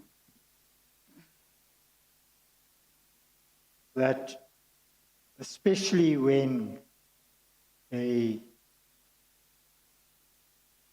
black woman was the recommended candidate, and not only black in the collective sense, but an African woman who met all the criteria to fit that position, that too, the explanation you've given us here as to why that was not done was also lacking in candor. Chairperson, in the last hearing, I did give an indication that I take responsibility for that delay because there were certain things that happened around that time that prevented me to go through the full consultative process. And if it so happened that it could not have been carried through to the final end, then I take responsibility, Chairperson. But whether I am candid or not, I want to say, I always believe that the truth you don't have to remember, you tell it as it is. Let me ask this question, and it's quite important, I think, in regard to the failure to appoint the permanent CEO, as well as what was happening at PRASA over your term as Minister of Transport. Did you keep the then President and the Cabinet fully informed of what was happening at PRASA, the challenges about allegations of corruption, and at the relevant times, the fact that the position of Group CEO was vacant and was vacant for a long time, and no appointment had been made, or that you didn't think PRASA was ready for a permanent CEO? Did you keep either the President or the Cabinet or both properly informed about what the state of affairs was at PRASA? I informed what is called the ETC, which is a informal committee of ministers of the economic cluster. Yes. And then, Chairperson, like I indicated, I informed the President on those matters, and I'm happy to indicate that when I went to President with the list of issues that were being investigated, he gave, on various matters, he gave a proclamation to the SIU to investigate some of the matters that were on the list of issues that needed to be investigated. And we had not concluded on everything. And like I said the last time, if you have briefed somebody on something and you have not concluded on it, I don't take it that that is a final. It means that there's still need for us to go there. In fact, even the one of the issue of the trains, recently I read somebody saying that those trains are not, the locomotives, it's actually not the trains. The locomotives are not the ones of Shifambo, are not problematic. But I want to say that the report that we got at that time, which I then informed the President on, was indicating that the trains were not meeting the standard, and there was no, they even said that there's no aftercare maintenance contract arrangements. There was an issue related to whether it can fit into the existing locomotives workshop. And Chairperson, they say things happen for a reason. Incidentally, during the testing process, one of the locomotives derailed on a Transnet network not very far in the Northern Cape. And I said, hey, because now it would look like these trains can only move, or these locomotives can only move in the Northern Cape, because I'm from the Northern Cape, because it fall. And the length of time it took for that locomotive to be removed from there, and literally Transnet removed it from the tracks and put it on the side, convinced me that it is true that these locomotives are not suited. And that's why we continue, we agreed with this investigation, as you found. Because well, do you want to translate? I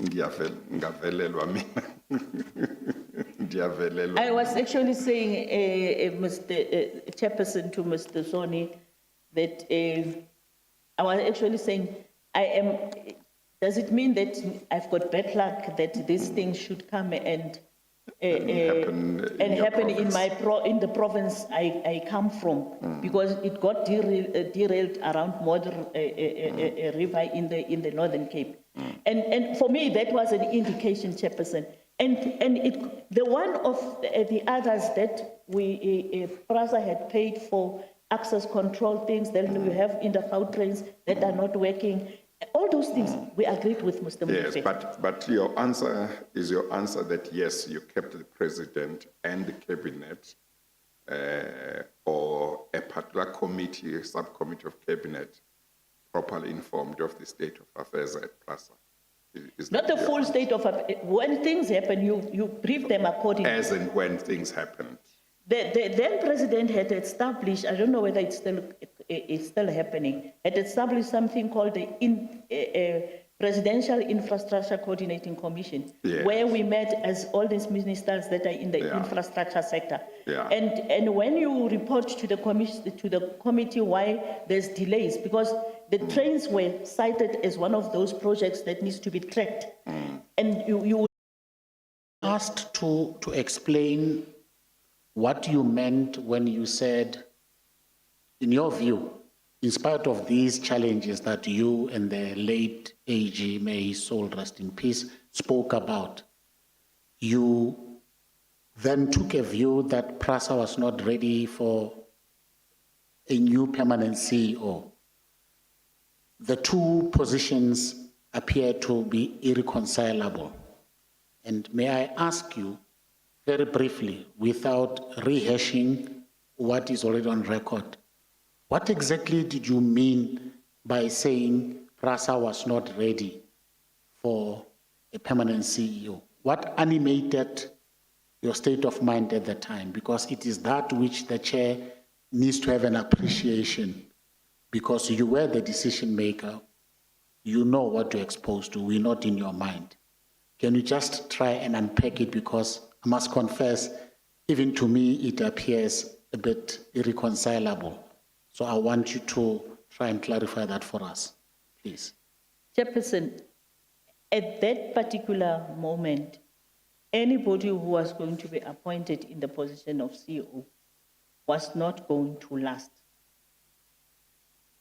Why?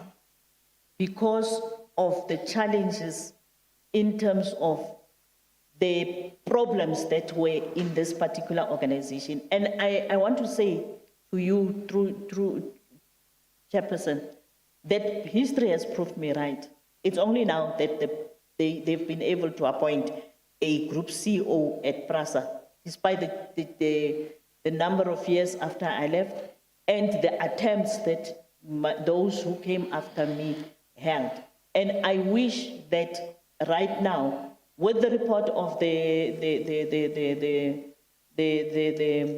administrator that was appointed, and now with the CEO, they would be able to get a way of getting that company, that important institution of the state, actually on the right track. What I'm interested in is, what is it in your state of mind at the time that caused you to hold the view that if a new CEO is appointed today, PRASA would not be ready for such appointment?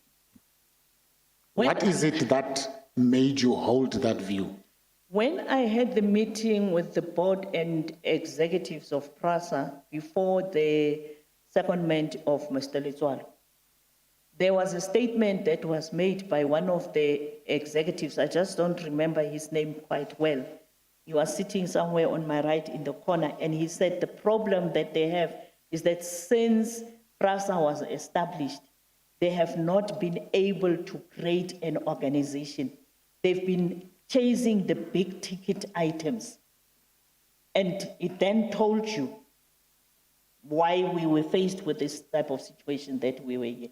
And that informed me that we needed a financial systems person to come and before you, if I have to backtrack, one of the officials of the AG's office, in briefing us when they had a challenge with the audit process of PRASA, had said they went to PRASA during that time. Mr. Montana was still there, and they were shown a room to say, there is the records, go and look for yourselves. And for me, Chairperson, it meant that you need a systems person, and I supported the secondment of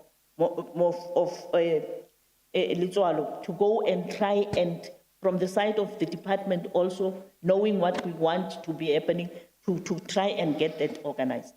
Well, I know we dealt with this quite at length previously, so I don't want us to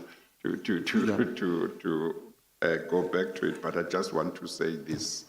That approach seems to me like non-doctors who are faced with somebody who is sick, not just sick, very sick. Instead of saying, let's call a doctor, or let's take this person to hospital, they say, no, this person is not ready to be seen by a doctor. We non-doctors are going to try what we can now, because PRASA was very sick at the time. It had serious problems, but you were saying, no, PRASA is not ready for somebody who can lead it properly, a group CEO. But I don't want to go further. Just wanted to say that's the impression I have of your approach, Mr. Majabu. Maybe, Chairperson, somebody who is sick, arriving at a hospital, seen by some people called a triage. And in that triage would be a Litwalo, probably, in the department. Somebody is very sick. I would imagine when you arrive at a hospital and somebody's very sick, they say, please bring a doctor quickly. Because if you are going to be busy with somebody else, this person might die while somebody else who is not a doctor is looking at them. Maybe Okay, all right. I'm not a doctor, Chairperson. Okay. Can we accept, though, that you stand by that particular concession that you made? I stand by it, Chairperson, that they were not ready.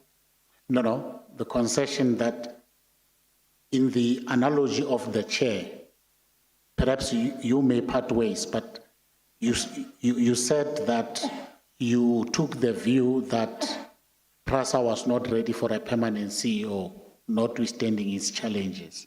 Yes. And on the previous occasion, you said, today looking backwards, that might not have been the correct decision. So you stand by that concession so that we can step away from it. Yes, Chair, I did say in the previous time that if the 2 years I didn't appoint the CEO, I take responsibility. Okay. And even on the face of that concession, can I ask you if you stood to benefit anything at all from that poor judgment? Nothing at all, Chair. And is it also further correct that no one influenced you otherwise? Not at all, Chair. Now, let's turn to the issue with regard to your other concession with regard to how you may have dealt with the issue of the board. And I'm asking it in the context of a submission that was put to you by my learned brother at the end. Pertinently,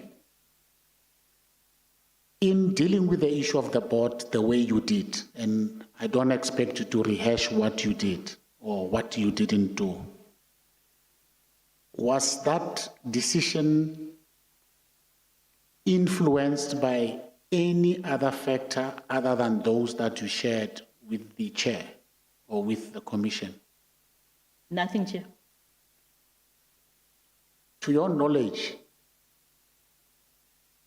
how can the disbandment of any board, rightly or wrongly, be synonymous with the stopping of an investigation by another body over which you do not have control?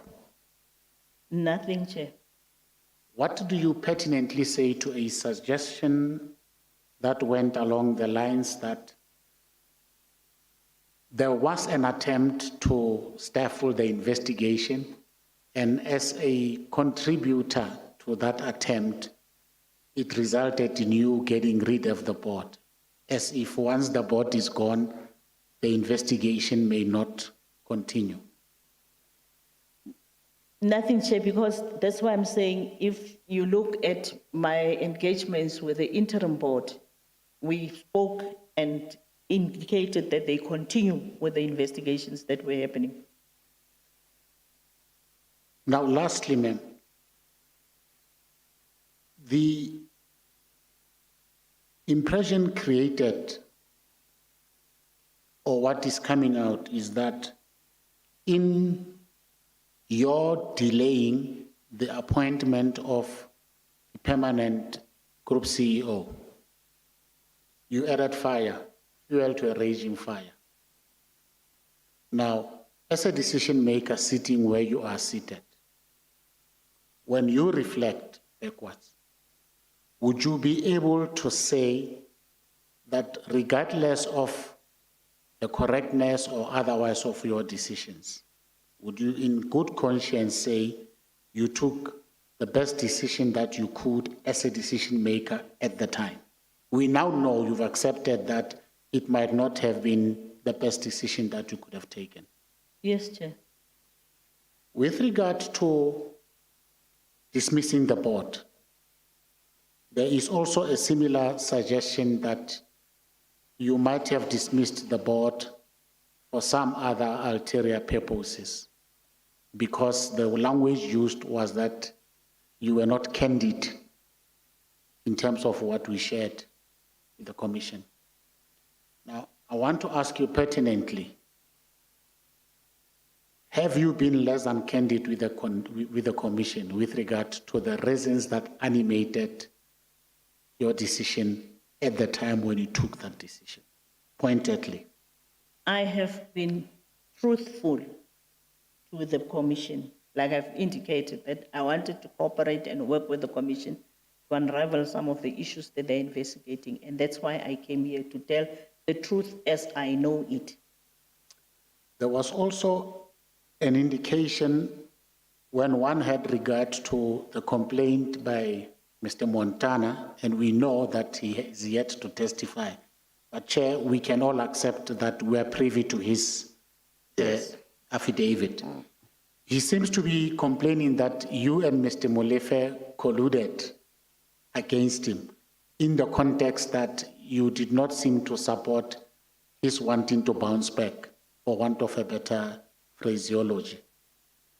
On the other hand, Mr. Molefe seems to complain that you might have been a lot closer to Mr. Montana with specific reference to what transpired at the meeting with the then president. Do you remember those two positions?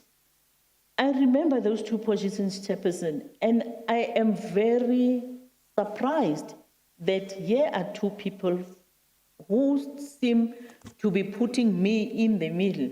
The one saying, you wanted this one. The other one says, you worked with this one to get rid of me. And I am in the middle. So both of them find fault at me. So it means somewhere along the line, I was right in both instances. Well, I'm not sure whether you got it right, Mr. Machavu, but to the extent that you may have said in your proposition that Mr. Molefe suggested that at the meeting with the former president, she might have been on the side of Mr. Montana. If that's what you said, that was not my understanding. My understanding was that Mr. Molefe says at that meeting, Ms. Peters was on his side. So I'm just saying, in case that's what. With respect, Chair, Yes. I do not accept I got it wrong. I was referring to Mr. Molefe's affidavit, not necessarily what he might have said orally when he testified. Oh, okay. He seemed to have taken issue with the fact that at the meeting, Mr. Montana appears to might have been pre-briefed, and he is also saying, not in so many words, that he too, he felt he was left out. And on that basis, the insinuation was that Ms. Peters and Mr. Montana might have had some other pre-engagement with the president before he gets called in. That is what he says in the affidavit. So I just needed that to be clarified. Yes. Okay. No, I must just say that my understanding was that, and I can't separate between what he may have said in the affidavit and what he said on the witness stand. My understanding was that as far as any prior briefing was concerned, my understanding that he was not including the minister Okay. in that prior briefing. He meant there may have been a prior briefing involving Mr. Montana and the former president and or Mr. Radebe, the minister at the time. That was my understanding. That's fine, Chair. Yes. I think nothing really turns on that Yes, other yes. than Yes, the context was also this, and it's very important. You remember he also lamented, even though he didn't lay it at the door of Ms. Peters, the fact that President Zuma waxed lyrical about Mr. Montana and to some extent said the things that Ms. Peters said to him in the context of not losing the skill. Yes. So I just thought Yes, to okay. clarify that so that the world out there knows Yes. that she, in her response, was of the view that here are two feuding people that I'm calling to order on account of their public space.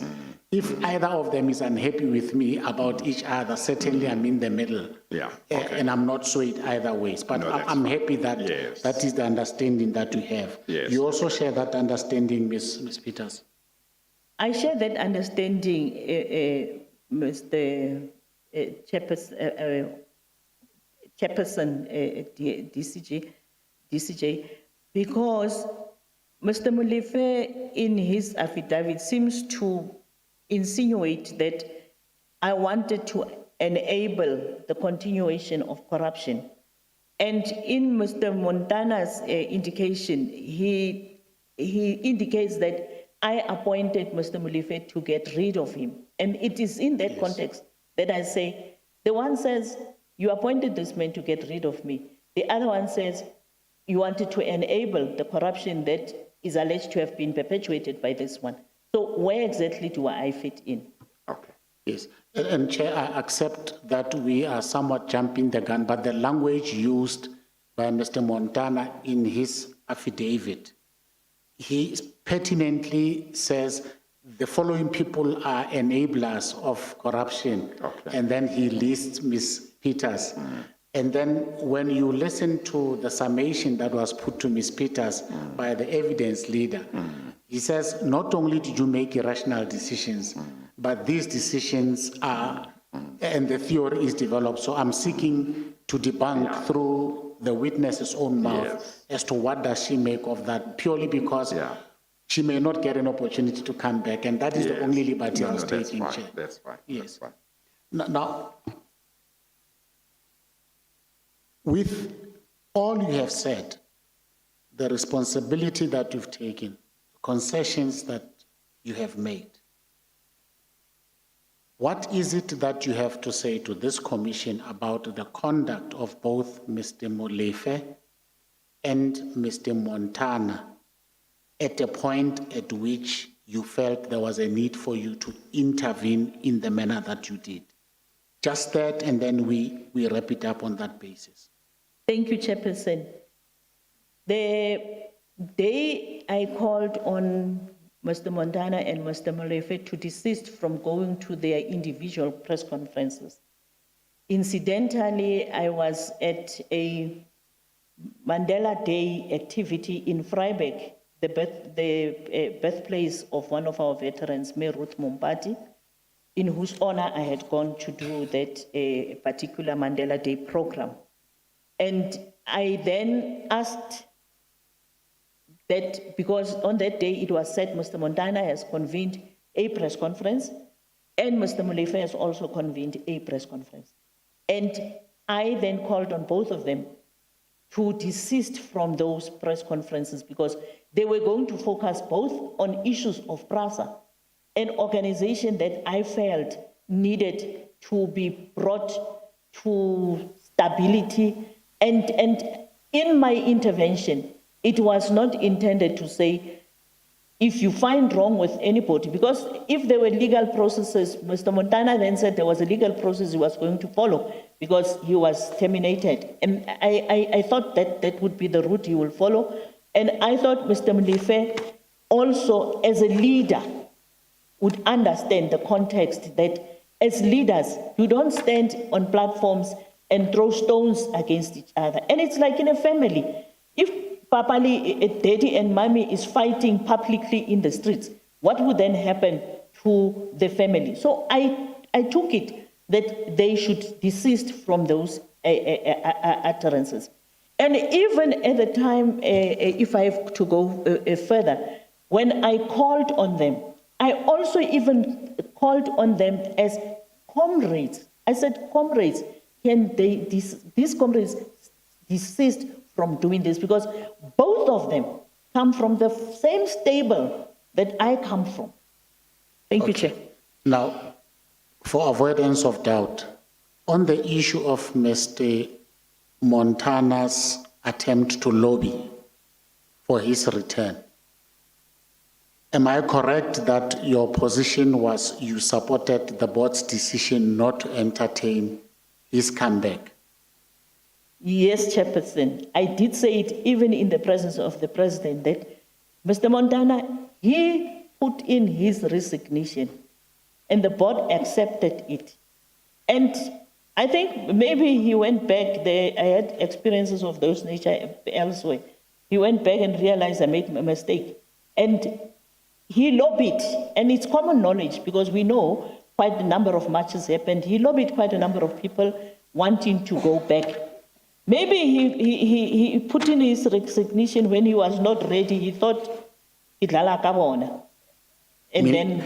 Okay, Ms. Peters, that's fine. I'll take the liberty. I'm sorry. I'll transcribe it for the record, meaning I'm playing with them. I'm not serious about it. That's what the record will reflect. Well, Mr. Molefe also said it could be that he was, I think he said, testing the waters, hoping that the board would not accept, but then they accepted. So Mr. Molefe did say maybe that is what was happening. Yeah, no, that is in order because it is clear when we deal with Mr. Montana, Chair will appreciate that he actually accuses Mr. Molefe, Ms. Peters, and I think Minister Mkhize as having been a cabal that acted against him. And that is why it was important to get Ms. Peters to actually say where she stands in relation of this lobbying aspect. Yeah. Ms. Peters, in conclusion, is there anything arising from today's proceedings that I might have omitted to cover with you that you wish to highlight? Not what you've already said. Then I will take my bow. I've already said it, Chairperson, but I just want to repeat it that the resolution of the board led by Ntate Molefe had no malice on my part. There was no way, in fact, both Mr. Molefe and many of the other board members I met Mr. Molefe at a funeral, we greeted each other, and Mr. Molefe is still my leader and he's still my comrade, and everybody is still the people that I know. So there was no malice. It is only the reasons that I advanced earlier on, Chairperson. Thank you very much. Chair, then lastly, purely from a housekeeping point of view, so that the Chair knows where we stand, we will endeavor to respond to Ntate Molefe's supplementary affidavit and also contemporaneously deal with the other documentation that we have subsequently now received. And now that I have re-examined her, we will then submit one composite affidavit that seeks to clarify all of these issues and the undertakings that we made. And then we'll take it from there if there is any further need to engage with the Commission on the PRASA-related matters. Yes. I think what remains is to fix some time frame. We had agreed. It's 10 days. Okay. Yes, Chair. From today? From today. Oh. We got it today, but we will use our best endeavors to try and do it before then, if we can. That's fine. That's fine. Chair, thank you very much for accommodating us beyond the normal sitting times. No, thank you very much for your cooperation as well. Thank you, Chair. Thank you. And thank you, Ms. Peters, for your cooperation as well. Thank you, Chair. We have reached the end of the proceedings. Um, um,